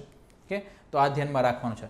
તો think and think until you come up with original insight to write about. ત્યાં લગી વિચાર રાખો જ્યાં લગી તમને છે આંતરિક રીતે એ સ્પષ્ટ ન થઈ જાય કે ભાઈ હવે આ એસે કઈ રીતે લખવાનો છે. એટલા બધા પ્રશ્નો પૂછવાના, આમાં શું આવશે, આમાં શું આવશે, સ્ત્રી સશક્તિકરણ કરું તો સામાજિક રીતે હું કઈ રીતે કરી શકીશ, ત્યાં મને કયા મુદ્દાઓ આવશે, ક્યાં પડકારો આવશે, એના માટે હું શું કરી શકીશ, રાજકીય રીતે કયા મુદ્દાઓ છે, પડકારો છે, એને સુધારવા માટે શું કરી શકાય, કયા પગલાં ભરી શકાય, આર્થિક રીતે શું કરી શકાય છે. કે તો જેટલા વધારે પ્રશ્ન પૂછશો એટલો જ એ મુદ્દો વધારે ક્લિયર થતો રહેશે. તો બ્રેઇન સ્ટોર્મિંગ અહીંયા ખાસ તમારે કરવાનું છે. ત્રીજો મુદ્દો હતો એ. ચોથો મુદ્દો ધ્યાનમાં રાખવાનો છે થીસિસ. કોઈ પણ નિબંધ હોય તો એ નિબંધ છે એમને પોતાની એક થીસીસ અથવા પોતાની એક રૂપરેખા આખી રહેલી હોય. ઓકે, એટલે થીસીસથી શું ખ્યાલ આવશે કે ભાઈ તમે કોઈ મુદ્દો કઈ રીતે કેવો સમજી શક્યા છો, અથવા તમે એ આખા નિબંધને કઈ દિશામાં લઈ જવા માગો છો, તો એનાથી ખ્યાલ આવશે થીસીસ છે એના આધારે. ઓકે, તો ધ્યાન રાખજો, pick your best idea and pen it down in a clear assertion. Okay, પહેલાં તો તમારો જે કોર આઈડિયા છે એ મુદ્દાને લઈને, ઓકે, એના વિશે તમે વિચાર્યા રાખો. ઓકે, પછી એને તમે શું કરો, રફ કામમાં લખો એટલે તમને ખ્યાલ આવે કે ભાઈ પ્રેક્ટિકલી હું જ્યારે લખીશ ત્યારે કેવું લાગશે. Okay, and that you can write your entire essay around. એટલે કે આ જે તમારો વિચાર છે એની આજુબાજુ પછી તમારે શું કરવાનું છે, તમારો આખો નિબંધ ફેરવવાનો છે. તો તમારી થીસીસ એ તમારો મુખ્ય મુદ્દો છે અને બતાવશે કે ભાઈ તમે કઈ દિશામાં જઈ રહ્યા છો. ઓકે, આ ખાસ તમારે ધ્યાનમાં રાખવાનું છે. અને સ્પષ્ટ થીસીસ વિના સારો નિબંધ લખવું વ્યવહારિક રીતે કેવું છે, અશક્ય છે. તમે લખી નાખો ઘણી વખત એસે, તમને પોતાને ખ્યાલ પણ ન હોય કે તમે કઈ દિશામાં આખો એસાને વળાંક વાળીને લઈ ગયા. પૂછ્યું છે કંઈક અલગ ને તમે કંઈક બીજી દિશામાં જઈ રહ્યા છો, કારણ કે ત્યાં તમારી થીસીસ છે તમે ફિક્સ નહોતી, તમારા વિચારો ત્યાં ફિક્સ ન હતા. એટલા માટે એટલે આ બાબત ધ્યાનમાં રાખવાની છે. ઓકે, ત્યાર પછી પાંચમી બાબત, રૂપરેખા, આઉટલાઇન. ઓકે, તો સિમ્પલ, તમારા નિબંધને સીધા જ લખતા પહેલાં એની રૂપરેખા બનાવવાની છે. ઓકે, મેં તમને કહ્યું ને કે ભાઈ રફ કામ તમારે કરવાનું છે, તો જ્યારે તમને રફ કામનું પેજ આપેલું હોય આ રીતે, ઓકે, તો અહીંયા તમારે માની લો કે સ્ત્રી વિશે લખવાનું છે, તો પહેલાં આ રીતે બધા મુદ્દા પાડી દો. ઓકે, કે ભાઈ હું સામાજિકમાં શું કરીશ, આર્થિકમાં શું કરીશ, રાજકીયમાં શું કરીશ, ઓકે, સાંસ્કૃતિકમાં હું શું લખીશ. પછી સામાજિક છે એમાં આટલા મુદ્દા, આર્થિકમાં આ મુદ્દા, રાજકીયમાં આ મુદ્દા, સંસ્કૃતિમાં આ મુદ્દા લખીશ. ઓકે, પછી છે પગલાં ક્યાં ઉઠાવવામાં આવશે, તો સરકાર દ્વારા ઉઠાવવામાં આવતા પગલાં, સમાજમાં કરવામાં આવતા કાર્યો. ઓકે, પછી આંતરરાષ્ટ્રીય બાબતો છે એમાં મારે જોવાનું છે. ઓકે, વિજ્ઞાનને કારણે શું મદદ મળી રહી છે એ મારે જોવાનું છે. ઓકે, તો આ રીતે મને શું મળશે, એક પછી એક બધા મુદ્દા મળવાનું ચાલુ થશે. તો એક તમારે શું કરવાનું, આખી રૂપરેખા બનાવવાની છે આ રીતે પહેલાં રફલી. આની પાછળ તમે છે એ અગેન 5 મિનિટનો સમય આપી શકો. શરૂઆતમાં જો તમારી એક નિબંધ લખવાનો છે એના માટે તમને 60 મિનિટ મળે છે, કારણ કે 3 નિબંધ છે 3 કલાક છે, તો એક નિબંધ માટે 1 કલાક મળે છે. તો 60 મિનિટ છે, એમાંથી શરૂઆતની 5 મિનિટ છે. ઓકે, અથવા શરૂઆતની માની લો 3 મિનિટ છે, 3 મિનિટ છે એ તમે એસેની પસંદગી કરો. પછી એકવાર એસે પસંદગી થયો તો 7 મિનિટ છે એ તમે આની પાછળ ફાળો. ઓકે, 7 મિનિટ તમે આની પાછળ ફાળો એટલે તમને એક આખી રૂપરેખા તૈયાર થઈ જશે. એટલે 10 મિનિટ તમારી ગઈ, વધી 50 મિનિટ. 50 મિનિટમાં તમારે 800 શબ્દ છે એનો એસે લખવાનો છે. તો ધ્યાન રાખજો કે ડાયરેક્ટલી તમે છે માની લો કે સીધું એસેના ટોપિક જોઈને ઉપર છેલ્લો એમ લાગ્યો કે ચાલો આના વિશે હું લખી શકું એમ છું અને સીધું લખવાનું ચાલુ કરી દેશો, તો ઘણીવાર એવું બની શકશે કે તમે શરૂઆતના 200-300 શબ્દ સુધી તો ઘણું બધું લખી નાખશો. કે પણ પછી શું થશે, એકને એક મુદ્દાઓ રિપીટ થવાનું ચાલુ થશે. એકને બાબત જે તમે આગળ લખી ચૂક્યા છો એને તમે ખાલી થોડોક શબ્દોમાં ફેરફાર કરીને એને મુદ્દો તમે બીજી વાર લખશો. ઓકે, આગળ તમે સામાજિક બાબત કહી ગયા તો એની બાબત ફરીથી અહીંયા રિપીટ કરવાનું ચાલુ કરશો. ઓકે, તો જે પ્રકારની ડાયવર્સિટી આવી જોઈએ એ પ્રકારની નહીં આવે, કારણ કે આપણે મગજમાં એ પ્રકારની કોઈ રૂપરેખા બનાવેલી નથી, આઉટલાઇન એવી કોઈ ખેંચી નથી. તો આ ખાસ ધ્યાનમાં રાખવાનું છે. આ પ્રકારનું તમારે છે રફ કામ છે એ કરવાનું છે. ઓકે, તો રૂપરેખા બનાવવાની છે. પછી ફકરાઓને વર્ણવવા માટે એક વાક્ય અથવા વાક્યો અથવા દરેક ફકરામાં શું હશે તે વર્ણવવા બુલેટ પોઈન્ટનો પણ ઉપયોગ કરી શકાય. ઓકે, તો આ આઉટલાઇનની બાબત છે. નિબંધને એક આખા ઓર્ડરમાં એટલે કે લયબદ્ધ છે એ તમારે રાખવાનો છે. Okay, and map out the structure of your argument and make sure each paragraph is unified. તમે જ્યારે પેરેગ્રાફ પાડીને લખો છો, કે માની લ્યો કે અહીંથી તમે આ રીતે પેરેગ્રાફ પાડીને લખો, પછી અહીંથી બીજો પેરેગ્રાફ શરૂ થયો, અહીંથી ત્રીજો પેરેગ્રાફ શરૂ થયો, તો દરેક પેરેગ્રાફ છે એમાં યુનિક વસ્તુ હોવી જોઈએ. ઓકે, યુનિક મીન્સ કઈ રીતે કે અહીંયા જે મુદ્દો લખેલો છે એ અહીંયા પૂરો થઈ જવો જોઈએ, પછી એનું લિંકઅપ છે આની સાથે કરવાનું છે, અહીંયા બીજો મુદ્દો શરૂ થશે, એનું લિંકઅપ ત્રીજા સાથે થવું જોઈએ, અને આ રીતે આખું છે એ લયબદ્ધ રીતે છે આખો એસે જોડાયેલો હોવો જોઈએ. એવું ના થવું જોઈએ કે ભાઈ એક મુદ્દો છે એ ઉપલા ફકરામાં અધૂરો રહી ગયો તો એ જ પછી ફકરો પાડીને બીજો મુદ્દો એમાં ચાલુ કરી દીધો, કે એ રીતે નહીં. દરેક છે એ પોતાની અંદર એ ફકરો પાડવાનું કારણ જ એ છે કે તમે બતાવો છો કે ભાઈ અહીંયા મુદ્દો પૂરો થઈ ગયો, નવો મુદ્દો અહીંયા ચાલુ થઈ ગયો છે.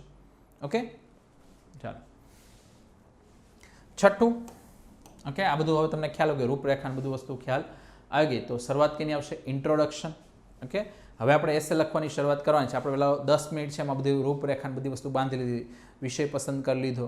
ઓકે, શું અંદર લખીશું એ થોડુંક આપણે કરી લીધું. ઓકે, હવે સ્ટાર્ટ જ્યારે કરતા હોય તો પહેલો વસ્તુ શું આવે? ઇન્ટ્રોડક્શન આવે. તો એસે જ્યારે લખવાનું ચાલુ કરો, ઓકે, હજી શું છે? પ્રેક્ટિસ છે, ધ્યાન રાખજો. હજી આપણે એક્ઝામિનેશન હોલમાં બેઠેલા નથી. હજી એક્ઝામિનેશન હોલની બહાર આપણે શું કરી રહ્યા છે? માત્ર પ્રેક્ટિસ કરી રહ્યા છે એસે લખવા માટે. તો પહેલાં આપણે ઇન્ટ્રોડક્શન લખશું. હવે ધ્યાન રાખજો, ઇન્ટ્રોડક્શન છે એ ખૂબ અગત્યનો પાર્ટ છે તમારા એસેનો. કારણ કે કોઈ પણ જે સામેવાળો વાચક છે અથવા જે એક્ઝામિનર છે એ જ્યારે તમારો એસે વાંચશે, ઓકે, તો એ શરૂઆતના માની લ્યો એક પેરેગ્રાફ અથવા શરૂઆતની 5-10 લાઈન વાંચીને પોતાના મગજમાં છે એ થોડોક પૂર્વાગ્રહ તો બાંધી જ લેશે કે ભાઈ આ વ્યક્તિએ સારું લખ્યું હશે કે સારું નહીં લખ્યું, અથવા આ વ્યક્તિનો એસે વાંચવા જેવો હશે કે નહીં હોય. કે કારણ કે પેલું છે ને કે ભાઈ તમારી જો શરૂઆત સારી હશે તો અંત પણ તમારો કેવો હશે? સારો જ હશે. કે પણ જો ફર્સ્ટ ઇમ્પ્રેશન એ જ તમારી ડાઉન થઈ ગઈ કે તો પછી તમે પાછળ ઘણી વખત બહુ સારું પણ કન્ટેન્ટ લખ્યું હશે તો પણ પેલાના મગજમાં છે એ આગલી ઇમ્પ્રેશન જ ફર્યા રાખશે અને એની અસર તરત છે એ તમારા એસે ઉપર થશે. ઓકે, તો first impression is last impression. તો ઇન્ટ્રોડક્શનની શરૂઆત કઈ રીતે કરી શકાય? તો ધ્યાન રાખો કે નિબંધના પરિચયમાં તમે માની લો કે કોઈ કાલ્પનિક ઘટનાઓ અથવા કાલ્પનિક વાર્તા છે એનો આશરો લઈ શકો. કે જેમ કે તમને પૂછે કે ટેકનોલોજી અથવા વધારે પડતી ટેકનોલોજીનો ઉપયોગ ભવિષ્યમાં હાનિકારક સાબિત થઈ શકે છે કે ફાયદાકારક, કે અને ક્વેશ્ચન માર્ક આપી દીધો. હવે તમે આમાં કોઈ કાલ્પનિક ઘટના બતાવો, ભાઈ 2030નો સમય જ્યાં તમને આજુબાજુ રોબોટ જ જોવા મળે છે, કે લોકો છે એ રોબોટથી બધું કામ કરાવી રહ્યા છે અને ઘણી જગ્યાએ છે રોબોટ છે એ લોકો પાસે કામ કરાવી રહ્યા છે, આવું બધું દ્રશ્ય જોવા મળે છે. એટલે તમે આવી કોઈ પણ કાલ્પનિક વાર્તા જે તમારા સબ્જેક્ટ સાથે ક્યાંક ને ક્યાંક રિલેટેડ હોય અથવા તમે એ પ્રકારનું દ્રશ્ય બતાવી શકતા હોય, ઓકે, તો એ રીતે તમે રજૂઆત કરી શકો છો. કોઈ નાની વાર્તાઓ છે, ઓકે, એ પછી ફિક્શનલ હોય કે કોઈ સાચી સ્ટોરી હોય એ તમે લખી શકો.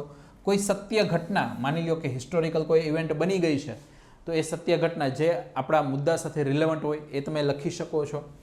કોઈ સુવિચાર છે, કોટ છે, એનાથી તમે શરૂઆત કરી શકો. અથવા સાંપ્રત પ્રવાહ એટલે કે કોઈ વર્તમાન પ્રવાહની કોઈ ઘટનાઓ છે એ તમે શરૂઆતમાં બતાવીને પછી તમે તમારો મુદ્દો છે ચાલુ કરી શકો છો. એટલે આનાથી શું થશે કે જે વાંચનાર છે એ તમારા પ્રત્યે થોડોક આકર્ષિત થશે અને ખ્યાલ આવશે કે ભાઈ આને કંઈક અલગથી રજૂઆત કરી છે, આને અથવા મુદ્દા છે એની સાથે જોડીને કંઈક વ્યવસ્થિત વાત રાખેલી છે. એટલે એને વાંચવાની શરૂઆતથી જ થોડીક મજા આવવાનું ચાલુ થઈ જાય. તો આ રીતે પરિચયની આપણે શરૂઆત કરવાની છે. તો પરિચયમાં વાચકનું ધ્યાન તમારી થીસીસ તરફ આકર્ષિત થવું જોઈએ. તમારો જે મુદ્દો તમે કહેવા માગો છો એના તરફ આકર્ષિત થવું જોઈએ, આ ખાસ ધ્યાનમાં રાખવાનું છે. કે તમારી પ્રસ્તાવના ફક્ત શું છે એ તમારા જે મુદ્દાની રચના જ છે અને નિબંધની દલીલમાં તમારા વાચકને લાવવાનો પ્રથમ તબક્કો છે કે જે તમે આખું કહેવાય ને પીરસવા જઈ રહ્યા છો, આખી થાળી પીરસવા જઈ રહ્યા છો. તો આ સ્ટાર્ટર છે. સ્ટાર્ટર થોડુંક સારું હશે તો એને થોડીક વધારે ભૂખ લાગશે જાણવાની કે ભાઈ આને આગળ નિબંધમાં શું લખ્યું છે, ચાલો આ મસ્ત મજાની કંઈક વાર્તા લખીને આ બધું સમજાવ્યું છે તો આગળ કંઈક એનું સોલ્યુશન ને બધી વસ્તુ આપી હશે. કે તો સ્ટાર્ટર જેવું સારું હશે એવું જ પછી એને ભૂખ લાગશે તો એ પ્રમાણે પછી થાળી તમે પીરસશો તો પછી ખાવાનું ચાલુ કરશે. પણ સ્ટાર્ટર જ ખરાબ નીકળી ગયું તો એની અસર પછી આગલા નિબંધ ઉપર થવાની અથવા જે આગળ જે વાત છે એના ઉપર થશે. તો ધ્યાન રાખજો. ઓકે, તો સિમ્પલ શીર્ષક અને પ્રથમ ફકરો એ તમારા નિબંધના શું છે મહત્વપૂર્ણ તત્વ છે. ઓકે, તો આ એક નિબંધ લેખન બિંદુ છે, અને પ્રથમ ફકરામાં તમે કાં તો વાચકની રુચિ વધારો છો અથવા ગુમાવો છો, એટલે નોંધ ખાસ ધ્યાન રાખી લેજો. ઓકે, કાં છે વાંચનાર છે એની રુચિ છે બહુ વધશે કે ચાલો આગળ શું લખ્યું તો આખું વાંચવું જ પડશે, ત્યાં લગી મજા જ નહીં આવે. અને કાં છે તમે શરૂઆત જ એવી કરી હશે કે એને થાય કે ભાઈ આ ઠીક છે અને થોડુંક એવરેજ માર્ક અથવા એવરેજ કરતાં બિલો માર્ક આપીને જવા દો, આમાં કંઈ બહુ છે નહીં કંઈ. ઓકે, તો આ તમારે ધ્યાનમાં રાખવાનું છે. તો ઇન્ટ્રોડક્શન આપણા માટે અગત્યની બાબત રહેલી છે. ઓકે, તો અહીંયા દરેક પેરેગ્રાફ એવા વિચાર પર કેન્દ્રિત હોવો જોઈએ કે જે તમારી થીસીસને સમર્થન આપે. જે તમે લખો છો એ તમારી થીસીસને સમર્થન આપતા હોવા જોઈએ. બીજું, વિષયોના વાક્યથી પેરેગ્રાફ શરૂ કરવાનો છે, પુરાવા સાથે એ ઉદ્બોધનને સમર્થન આપવાનું છે, અને તમારા વિચારો સ્પષ્ટ અને સૌથી સંવેદનશીલ રીતે તમારે બતાવવાના છે. ઓકે, પછી તમારી બોડીને બધી વસ્તુ છે એ ચાલુ થઈ જાય. એસેની બોડી છે એ. હવે આ ખાસ ધ્યાન રાખજો, આ મુદ્દો છે તમે માત્ર ખાલી લખતા હોય એવી રીતે નથી, તમે સામેવાળો જે વાચક છે એની સાથે વાતચીત કરી રહ્યા છો એ રીતે લખાણ લખવાનું છે. કે શું આ ટેકનોલોજીના ઉપયોગથી કે ભવિષ્યમાં આટલી બધી ખરાબ અસર થશે કે જેના કારણે મનુષ્ય છે એની સભ્યતા અથવા મનુષ્યની સભ્યતા છે એનો નાશ પણ થઈ શકે. ચાલો જોઈએ કે અથવા આના માટે શું કરવું જોઈએ. આવા તમે પ્રશ્નો છે એવા અંદર મૂકતા રહેશો, એના જવાબ આપતા રહેશો, પ્રશ્નો નવા મૂકતા રહેશો, પાછા જવાબ આપશો, આ રીતે કનેક્ટ કરશો તો વાંચનાર છે એને મજા આવશે, એટલે એ તમારી સાથે કનેક્ટ રહેશે. ખાલી વન વે કોમ્યુનિકેશન નહીં થાય. કે તો આ ધ્યાનમાં રાખજો કે તમારા વાચક સાથે વાત કરો કે જાણે એ તમારી સામે જ બેઠો હોય. અને બીજા શબ્દોમાં કહીએ તો નિબંધ લખવાને બદલે નિબંધ દ્વારા વાત કરવાનો પ્રયાસ કરો. તમારે ખાલી લેખે જ રાખો છો, પોતાના વિચારો લેખે જ રાખો છો એવું નહીં. તમે નિબંધ દ્વારા કોકની સાથે વાત કરી રહ્યા છો.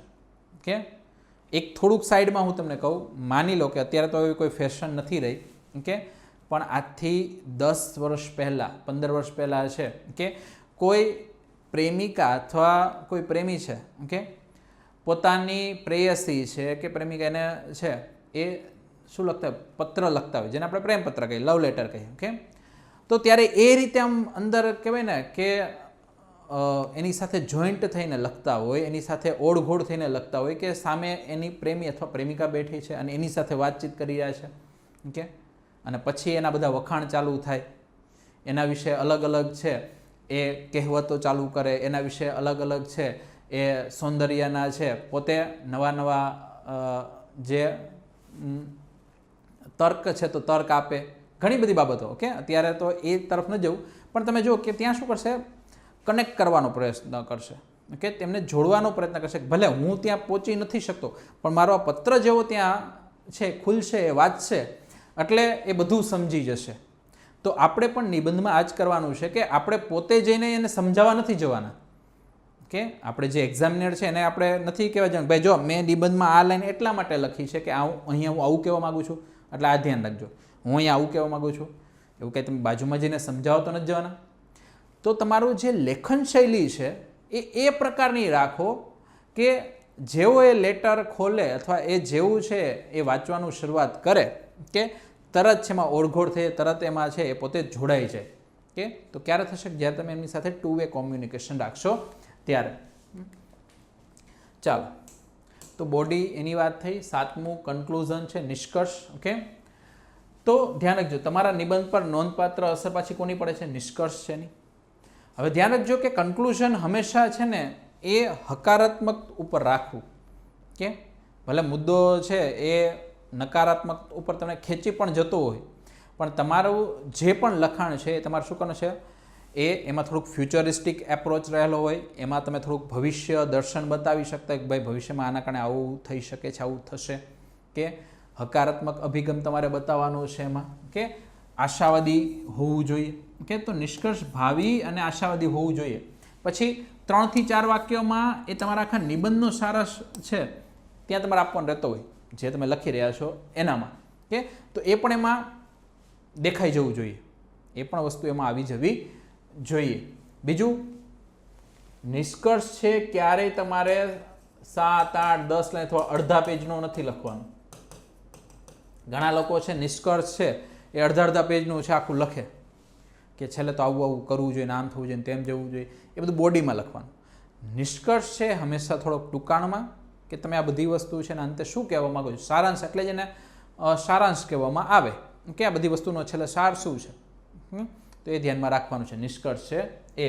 તો તેમાં તમારા ભવિષ્યનો દ્રષ્ટિકોણ લખી શકો, આશાવાદી પરિણામ બતાવી શકો છો, અથવા આવનારા પડકારોનો સામનો તમે કઈ રીતે કરી શકશો, એ બધી વસ્તુ છે તમારા હકારાત્મક નિષ્કર્ષ તરફ તમને દોરી જશે. એ તમારે ધ્યાનમાં રાખવાનું છે.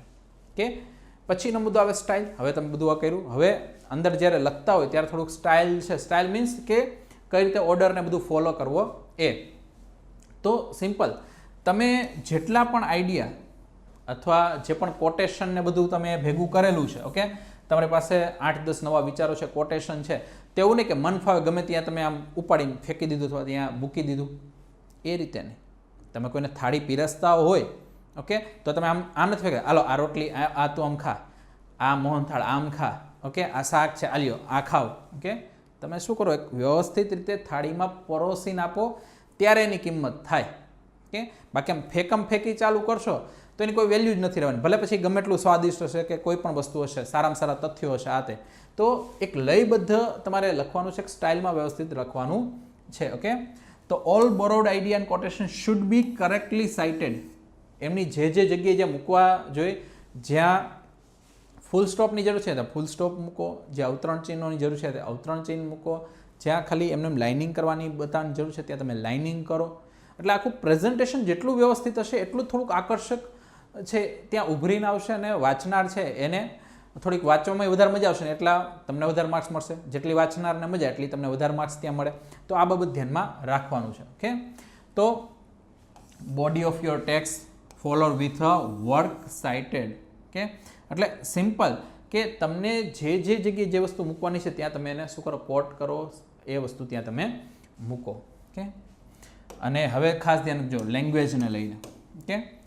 તમે માની લો કે બહુ વ્યવસ્થિત રીતે છે બધું લખી શકો છો, તમે બધું બ્રેઇન સ્ટોર્મિંગ કરી શકો છો, યાદ રાખી શકો છો, મૌલિકતા પણ સારી છે, બધું સારું છે, કે પણ તમારી જે લેંગ્વેજ છે એના ઉપરની તમારી પાસે પકડ નથી. તમે ગુજરાતીમાં એસે લખો તો ગુજરાતીમાં, ઇંગ્લિશમાં લખો તો ઇંગ્લિશમાં. જો સબ્જેક્ટ અથવા આ એસે છે એમાં સારા માર્ક્સ લાવવા હોય તો પહેલાં આ પણ લેંગ્વેજ ઉપર તમારે ખાસ ધ્યાનમાં રાખવાનું છે. કે પહેલું તો ધ્યાન રાખજો કે you are not done writing your essay until you are polished your language by correcting the grammar.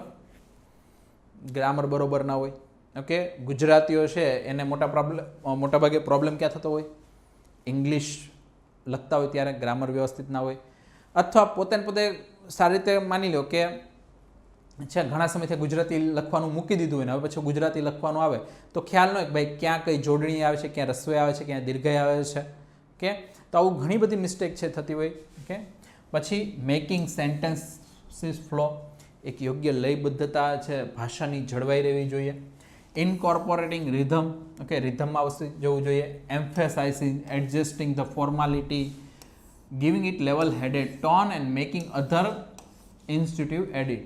એટલે સિમ્પલ કે તમારી લેંગ્વેજ એક ફોર્મલી છે, વ્યવસ્થિત રીતે છે, લ્યુસિડ ના હોય તો એ ચાલે, પણ તમે જે કહેવા માગો છો એ સારી રીતે ત્યાં વર્ણવી શકો, એ પણ કોઈ પણ જાતની ગ્રામેટિકલ કે બીજા પ્રકારની મિસ્ટેક વગર. એટલે લેંગ્વેજ છે જેટલી તમારી સારી હશે, જેટલી એના પર પકડ સારું હશે, એના જે શબ્દો તમને સારી રીતે ખ્યાલ આવતા હશે, તો એ એસેની જે ઇફેક્ટ છે એ ઉભરીને બહાર આવશે. એ તમારે ધ્યાનમાં રાખવાનું છે.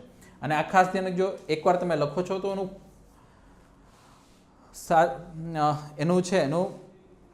પ્રૂફ રીડિંગ છે એ ફરજિયાત કરવું, ઓકે. કારણ કે જે નાની મિસ્ટેક હોય, ઘણી વખત આપણે બહુ સ્પીડમાં લખવામાં છે આવી નાની મિસ્ટેક રાખી દીધી હોય તો 2 થી 3 મિનિટ તમે એકવાર પ્રૂફ રીડિંગ ખાલી ઉપર છેલ્લું આમ કરી લો તો તમને છે ઉપર છેલ્લું જોતા એમ મિસ્ટેક દેખાઈ જાય તો તરત તમે ત્યાં શું કરી શકો, સુધારી શકો, ઓકે. ભલે 100% બધી મિસ્ટેક ના સુધરે પણ તમે 70-80% તમારી છે ભૂલો સુધારી શકો. એટલે પ્રૂફ રીડિંગ છે ખાસ જરૂરી છે. એટલે સિમ્પલ ધ્યાન રાખજો કે જ્યારે તમે છે એસે લખી રહ્યા છો, કે તો 60 મિનિટમાંથી 2 થી 3 મિનિટ છે એ તમે એસેની પસંદગી કરી, ઓકે. પછી 6 થી 7 મિનિટ છે એ તમે શું કર્યું, રૂપરેખા બાંધી, કે તમે છે બધા મુદ્દાઓ છે એ રફકામમાં ભેગા કર્યા. એટલે વધ્યા તમારી પાસે 50 મિનિટ. તો 50માંથી 45 થી 48 મિનિટ છે એ તમે શું કરો, લખાણ કરો અને છેલ્લી 2 મિનિટ છે એમાં પ્રૂફ રીડિંગ કરી લો કે ક્યાંય છે ઉપર છેલ્લે એવી મિસ્ટેક તો નથી રહી ગઈ ને. તો કલાક એકમાં તમે આ રીતે તમારી મિનિટ છે ડિવાઈડ કરી શકો છો અને એ અત્યારથી પ્રેક્ટિસ કરશો તો આવશે. બાકી તો તમે એસે લખવા જશો તો પ્રેક્ટિકલ પ્રોબ્લેમ શું હશે, પ્રથમ એસે છે એ જ તમારો છે 1.25 કલાક ખાઈ જશે. બાકીના જે 2 એસે છે એના માટે 1 કલાક ને 45 મિનિટ વધી. પછી બીજો એસે તમે લખો તો માની લો કે એમાં પણ તમે 1 કલાક ને 10 મિનિટ કાઢી નાખી. ઓકે, તો હવે શું થશે, હવેનો જે એસે છે ત્રીજો એસે એમાં તમારી પાસે ખાલી 30 થી 35 મિનિટ જ વધશે. ઓકે, 30 થી 35 તો 40 મિનિટ તમારી પાસે વધી અને એના કારણે છે તમારો એસે જે તમારે લખવાનો છે, ઓકે, ત્રીજો, તો એ માત્ર અધૂરો જ લખાશે અથવા અડધો જ લખાશે. તો આગલા 2માં જે માર્ક્સ કવર કર્યા તે ત્રીજામાં સાવ કપાઈ જશે. અને મોટાભાગના લોકો સાથે આ પ્રોબ્લેમ થતો કે ભાઈ પહેલા એસે છે એમાં માની લો 30 માર્ક આવે, એના પછીનો એસે છે એમાં માની લો કે 22-23 માર્ક આવે, છેલ્લા એસેમાં 15-17 માર્કે આવી જાય. ઘણીવાર આવું પણ થાય કે કારણ કે આ બંને એસેમાં પછી એને એટલું ધ્યાન ન આપ્યું હોય. તો આ બધી બાબતો ધ્યાનમાં રાખવાની છે. ઓકે, તો જ તમે એક સારી રીતે છે માર્ક્સ ત્યાં લાવી શકશો. તો આ પેટર્ન ફોલો કરવાની છે. ઓકે, ચાલો. અને આ બધું ક્યારે થશે કે જ્યારે તમે વધારે પ્રેક્ટિસ કરશો ત્યારે. ઓકે, હું ખાલી અહીંયા બોલી દઈશ ને તમે ખાલી લખી કાઢશો એવું કંઈ નથી.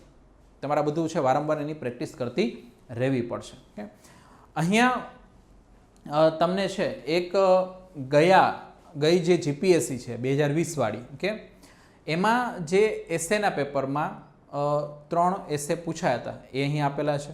ઓકે, તો 7, 8 ને 9 એટલે છેલ્લા જે 3 એસે હતા અને આ 3માંથી પછી એક એસે આપણે લખવાનો હોય. ઓકે, તો એ આપેલ છે.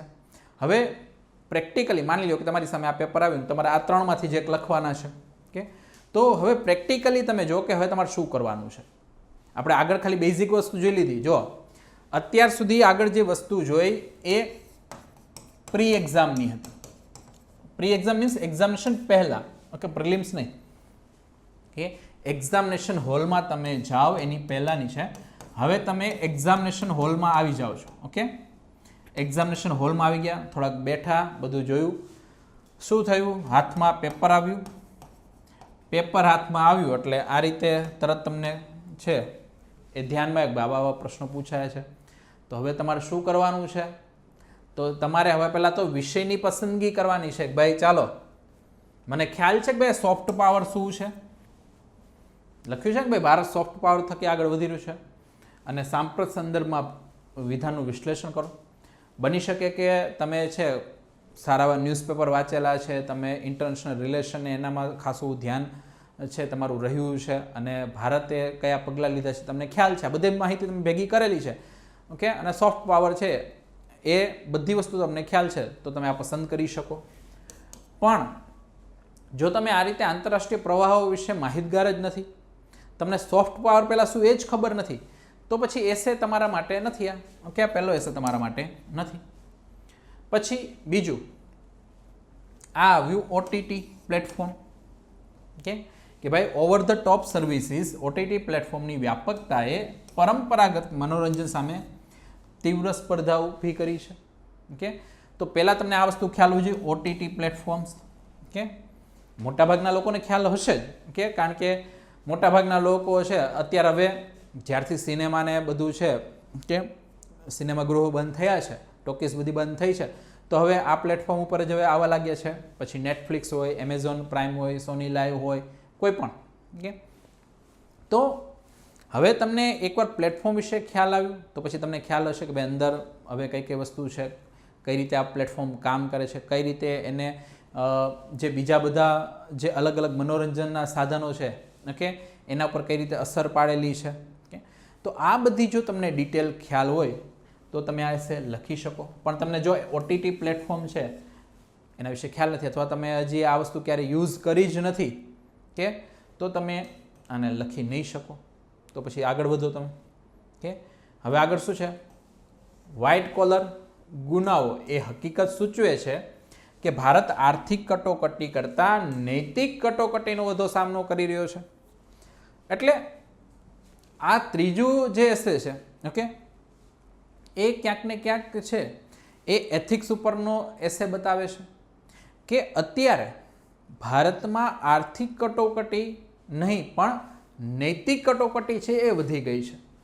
કે તો હવે તમને ખ્યાલ હોય છે કે ભાઈ શા માટે નૈતિક કટોકટી વધી ગઈ છે, અથવા તો પહેલાં તો આર્થિક કટોકટી નૈતિક કટોકટી એકચ્યુઅલી કેવા શું માગે છે, આર્થિક કટોકટી એટલે શું, નૈતિક કટોકટી એટલે શું, અને ભારતમાં શા માટે અત્યારે આર્થિક કટોકટીની જગ્યાએ નૈતિક કટોકટી જોવા મળે છે, એવા તો કયા કારણો થયા છે.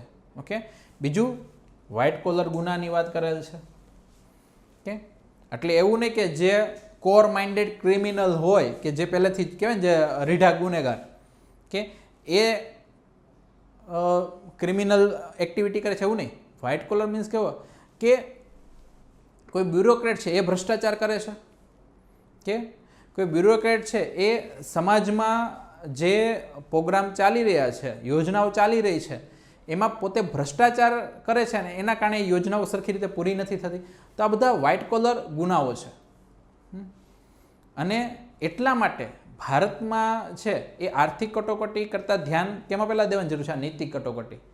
કારણ કે સરકાર ફંડ તો ઘણું બધું આપે છે પણ લોકો સુધી પહોંચતું નથી, અથવા એ સિસ્ટમ ઘણી વખત સારી હોય પણ સિસ્ટમ ચલાવનારા ખરાબ હોય તો એનાથી કંઈ ફરક પડતો નથી. સિસ્ટમ ગમે એટલી સારી હોય, અલ્ટિમેટલી એનું રિઝલ્ટ ખરાબ જ આવવાનું છે. તો તમારે આ બધી બાબતો તમે સમજી શકતા હોય તો પછી તમે આ એસે લખી શકો.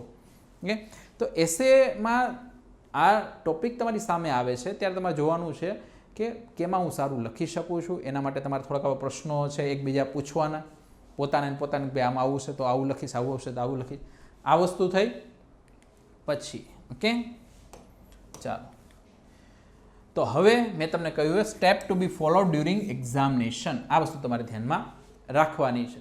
ઓકે, તો એક્ઝામિનેશન હોલમાં છે એ શું આવશે, ડાયરેક્ટ છે આ રીતે તમારી સામે મુદ્દો જ આવી જશે. તમે ઘણી વખત એના વિશે વાંચ્યું હોય, ઘણી વખત છે ડાયરેક્ટલી છે તમારી સામે આવી ગયો અને તમે છે એ શું કરવું હોય, સ્પોટ તમારે થિંકિંગ કરવું પડે ત્યારે ને ત્યારે. તો આ બધી વસ્તુ તમારી સામે આવી શકે છે. ક્લિયર? ચાલો, તો પહેલી બાબત એ ધ્યાનમાં રાખવાની છે. બીજું કે આ જે એસે લખી રહ્યા છો કે એ શેના માટે છે, તમારે કોકને બતાવવાનો છે. તમે ખાલી પોતાના માટે, ખાલી આત્મસંતોષ માટે નથી લખી રહ્યા. એ તમે જેવો લખશો એ પ્રકારનું તમને શું મળશે, વળતર મળશે, એ પ્રકારના તમને માર્ક્સ મળશે. એટલે એ પણ તમારે ધ્યાનમાં રાખવાનું છે. ઓકે, તો ધ્યાન રાખો કે કોઈ કેન્ડિડેટ જ્યારે એસે લખે છે, ઓકે, તો એને શું ધ્યાનમાં રાખવાનું છે, આ ત્રણ વસ્તુ ધ્યાનમાં રાખવાનું છે.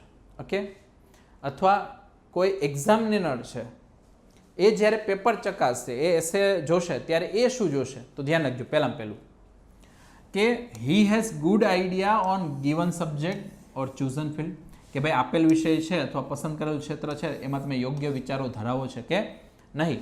એટલે વાંચનાર છે એ પણ આ જોશે અને જે લખનાર છે એ પણ આ જોશે કે ભાઈ જે સબ્જેક્ટ તમને પૂછવામાં આવે છે એના વિશે તમને નોલેજ છે કે નથી. બીજું, he can arrange his idea systematically, કે તમે એ તમારા વિચારોને વ્યવસ્થિત રીતે ગોઠવી શકો છો કે નહીં. પછી he can express and analyse his opinion correctly using good language, કે ભાઈ તે સારી ભાષાનો ઉપયોગ કરીને પોતાના અભિપ્રાયને યોગ્ય રીતે વ્યક્ત કરી શકે છે, વિશ્લેષણ કરી શકે છે. તો ત્રણ બાબતો છે એસે લખતી વખતે તમારે એક્ઝામિનેશન હોલમાં ધ્યાનમાં રાખવી પડે કે યોગ્ય વિચાર ધરાવો છો કે નહીં, જ્ઞાન ધરાવો છો કે નહીં, તમે એને વ્યવસ્થિત રીતે ગોઠવી શકો છો કે નહીં, અને એનું વિશ્લેષણ અને તમે એને વ્યક્ત કઈ રીતે કરી શકો છો. આ બધી વસ્તુ તમારે ધ્યાનમાં રાખવાની છે એક્ઝામિનેશન હોલ છે એમાં. ઓકે, તો ધ્યાન રાખજો. આટલા સ્ટેપ તમારે ફોલો કરવાના છે કે જ્યારે તમે મેં તમને કહ્યું ને કે એકવાર એસે તમે વાંચી લો પછી તમારે શું કરવાનું છે, રફ સ્કેચ કરવાનું છે. આ રફ કામની તમને જગ્યા આપેલી છે. ઓકે, તો રફ કામમાં તમારે બધો સ્કેચ એક તૈયાર કરવાનો છે. તો એમાં પેલું સિલેક્શન ઓફ સ્યુટેબલ ટોપિક થઈ ગયો. તો તમારા વિચારોની પહેલાં રૂપરેખા બનાવવાનું. ઓકે, તમે જે પણ અહીંયા મુદ્દો લખેલો છે તો એ મુદ્દાની તમે જે પણ છે આ રીતે કોઈ પણ રીતે અથવા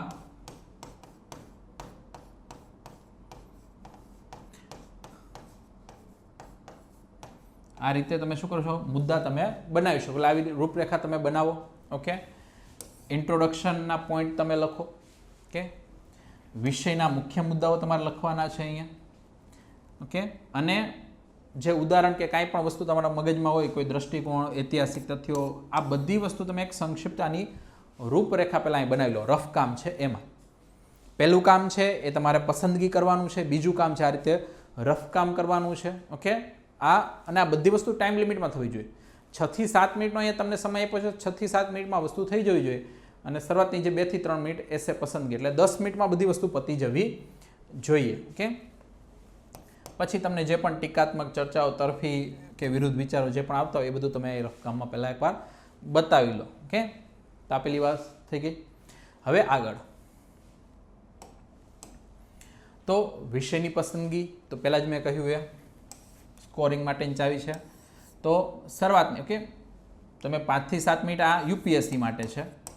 જીપીએસસી માટે આપણી પાસે 2 થી 3 મિનિટ, કારણ કે યુપીએસસીમાં ખાલી 2 જ એસે છે અને 2 એસે પ્લસમાં ત્યાં 1.5 કલાક મળશે એક એક એસે લખવા માટે. તો જીપીએસસી માટે 2 થી 3 મિનિટ છે એ તમે વિષય પસંદગી કરવા માટે ફાળવી શકો છો. પસંદગીના વિષયમાં તમારા વિચારના પ્રવાહ, સમૃદ્ધ તથ્યો, આંકડાઓ, ઇતિહાસ, આ બધી વસ્તુ તમારે પહેલાં એકવાર જોઈ લેવાની કે આવી બધી વસ્તુ તમારા મગજમાં છે કે નથી. ઓકે, આ બધું થઈ જાય પછી શું આવશે? નેક્સ્ટ સ્ટેપ આઉટલાઇનિંગ બાંધવાનું. જે ટોપિક તમારો છે એ સેપરેટ પેજમાં તમે આઉટલાઇન આખું જે આપણે કરી એ કરવાનું છે. ઓકે, હવે ત્યાં તમે ફ્લો ચાર્ટ કે ટેબ્યુલેશન જે મેથડ અહીંયા મેં આપણે બતાવી હતી એ પ્રકારના તમે આ રીતે ફ્લો ચાર્ટ અલગ અલગ બનાવી શકો. ટેબ્યુલેશન મેથડ છે એમાં તમે આ રીતે લખી શકો. એ તમારા ઉપર છે કઈ રીતે તમે લખો છો. ક્લિયર? અને એના માટે તમે અગેન 6 થી 7 મિનિટ કે 5 થી 7 મિનિટ છે આની પાછળ તમે ફાળવી શકો છો. એટલે શરૂઆતની 10 મિનિટ અહીંયા કામ પતી ગયું છે. ઓકે, ચાલો હવે વાત આવે છે ઇન્ટ્રોડક્શન. ઓકે, તો ઇન્ટ્રોડક્શન આપણે કહ્યું પ્રમાણે કોઈ સારો કોટ લખો, કોઈ ઘટના લખો, કોઈ વાર્તા લખો, કોઈ કાલ્પનિક વાર્તા છે એ પણ તમે ત્યાં બતાવી શકો, કાલ્પનિક ઘટના બતાવી શકો, વર્તમાન પ્રવાહ છે એની કોઈ બાબત છે તમે અહીંથી કરી શકો છો. તો શરૂઆતની આ બાબત અહીંયા થઈ ગઈ. ક્લિયર?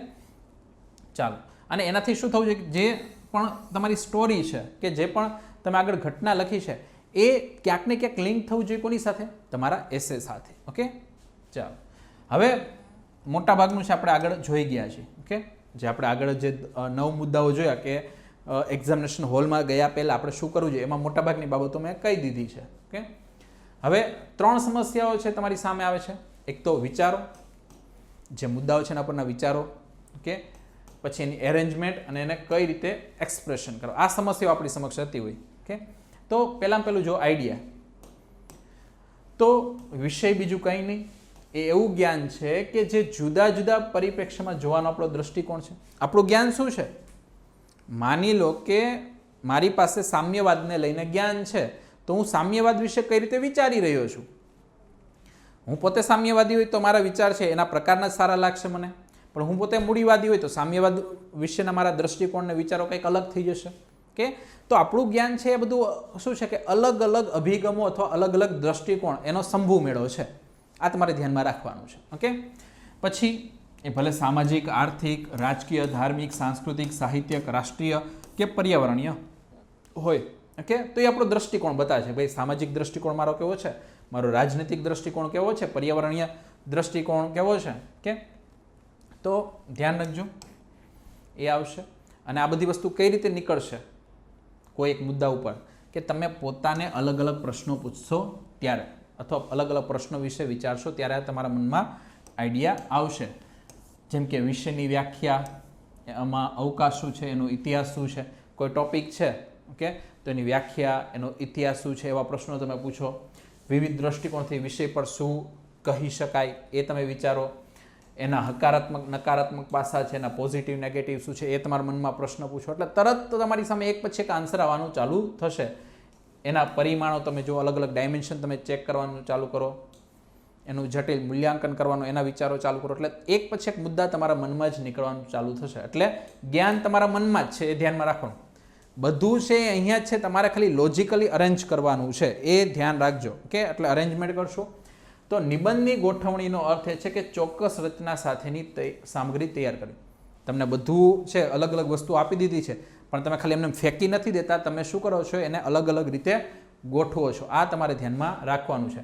તો જાણીતા અવતરણો સામગ્રીની સમૃદ્ધિને વધારવા માટે અને જીવંત કે યોગ્ય રીતે એને રજૂ કરી શકે. એટલે સારા કોટેશન ને બધું તમે મૂકશો જે રિલેવન્ટ છે એ, તો જે તમે લખેલું છે તો એ થોડુંક એના પર એનો પ્રભાવ વધારે પડશે. ઓકે, તો આ તમારે ધ્યાનમાં રાખવાનું છે. આ ઠીક, આ બધી બાબતો આપણે કરી લીધું છે. ઓકે, કે તમે જેટલી સારી દલીલને બધું આપશો, ઓકે, એ શું છે કે તમે તમારી વાનગીમાં અલગથી જે ફ્લેવર ઉમેરો છો, સ્વાદ ઉમેરો છો એવું બતાવશે. જેટલા સારા કોટેશન આપશો, જેટલા સારા માહિતી કે આંકડા આપશો, વિશ્લેષણ આપશો, એટલું શું કરશે, તમારા નિબંધને થોડોક સ્વાદિષ્ટ બનાવશે, થોડુંક ફ્લેવર એમાં એડ થશે. આ ધ્યાનમાં રાખવાનું છે. ઓકે, ચાલો, એક્સપ્રેશનની વાત થઈ ગઈ છે. ઓકે, સ્વસ્પષ્ટીકરણના વાક્યો સાથેના મંતવ્યો, દલીલો, વિષયોની નકર ને સ્પષ્ટ સમજણ. કે જે મુદ્દો તમે લખી રહ્યા છો એની સ્પષ્ટ સમજણ હોવી જોઈએ, વ્યવસ્થિત રીતે તમે પોતે સમજેલા હોવો જોઈએ, પોતે અન્ડરસ્ટેન્ડ કરેલા હોવા જોઈએ, તો જ લખાણમાં એ વસ્તુ ઉભરીને આવશે. બીજું, તાર્કિક રીતે નિષ્કર્ષ તમારે આપવાનો છે, કે જે આપણે અગાઉ વાત કરી એ રીતે તાર્કિક નિષ્કર્ષ એમાં આપવાનો છે. તો એ એક્સપ્રેશનની વાત અહીંયા થઈ છે. અને ફાઇનલી કન્ક્લુઝન. કે તો કન્ક્લુઝન ફરીથી ધ્યાન રાખજો, brings the reader closure or summing of the point and also give final perspective. Conclusion શું છે, એ તમારો અંત છે નિબંધનો. ઓકે, તો એમાં ફાઇનલી તમારે કોઈક એક છેડા તરફ પહોંચવાનું છે, તમારે કહેવાનું છે કે ભાઈ આના કારણે ભવિષ્યમાં અમે આ પગલાં લેશું, અથવા સરકારે આવા સારા આવા ઘણા બધા પગલાં લીધા છે, ભલે એમાં થોડીક ચૂક રહી ગઈ છે, પણ અમે આ જે ઉદ્દેશો છે એની પ્રાપ્તિ કરીને જ રહેશું. તો આ પ્રકારનું ભાવિ વલણ તમે, આશાવાદી વલણ ત્યાં બતાવી શકો છો, અને તમારો જે આખો એસે છે એનું એન્ડઅપ તમે એ રીતે કરી શકો, પણ હકારાત્મક હોવું જોઈએ. બીજું, must be balance and free from prejudice. Okay, જે આપણા અગાઉના પૂર્વાગ્રહ, ભાઈ સરકાર આવી જોઈએ, એનાથી કોઈ દી ક્યારે થવા નથી, આટલા વર્ષોમાં ન થયું તો હવે શું થશે, ઓકે, અત્યાર લગી આટલું બધું કામ, અથવા અત્યાર સુધી સ્ત્રીઓનું સશક્તિકરણ ન થયું તો હવે શું થવાનું છે.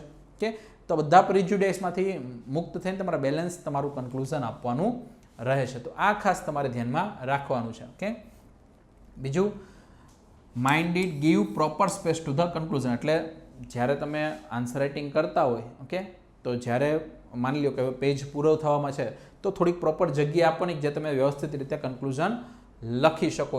અને છેલ્લે ધ્યાન રાખજો કે જેટલું મગજમાં આવ્યું એટલું છેલ્લે ભેગું નથી કરી દેવાનું. બધી વસ્તુ જેટલું મગજમાં જેટલા વિચારો તો બધા ભેગા કરીને કન્ક્લુઝનમાં નાખ્યા એ પણ કરવા નથી, લોજિકલી અરેન્જ રાખવાનું છે. ઓકે, તો આટલી બાબતો મિત્રો તમારે એસે રાઇટિંગમાં ધ્યાનમાં રાખવાની છે. ઓકે, તો મિત્રો આપણે એસે રાઇટિંગ વખતે કઈ કઈ વસ્તુ ધ્યાનમાં રાખવી જોઈએ, કે કયા કયા મુદ્દાઓ છે એ જોવા જોઈએ, આની બધી બહુ ડિટેલમાં ચર્ચા કરી. હજી પણ આની ડિટેલમાં ચર્ચા કરી શકું, પણ અત્યારે આપણા પૂરતું આટલું છે, ઇનફ છે. હવે આના પછીના જે બીજા બધા સેશન આવશે એમાં આપણે શું કરશું, એક મુદ્દો જ લઈ લેશું, કોઈ એસે જ લઈ લઈશું. જેમ કે અહીંયા ઓટીટી પ્લેટફોર્મવાળી વાત કરી, ઓકે, તો એવો ડાયરેક્ટ મુદ્દો લઈને એ આખો મુદ્દો કઈ રીતે લખવો એના વિશે ચર્ચા છે. પછી આપણે આના પછી જે નેક્સ્ટ સેશન બધા આવતા હશે તો એમાં આપણે ચર્ચા કરશું. તો નિબંધની આવી બધી ચર્ચાઓ છે આપણે કરતા રહીશું. તો મળીએ આના પછીના સેશનમાં. ત્યાં સુધી રજા આપશો. જય હિન્દ, જય ભારત.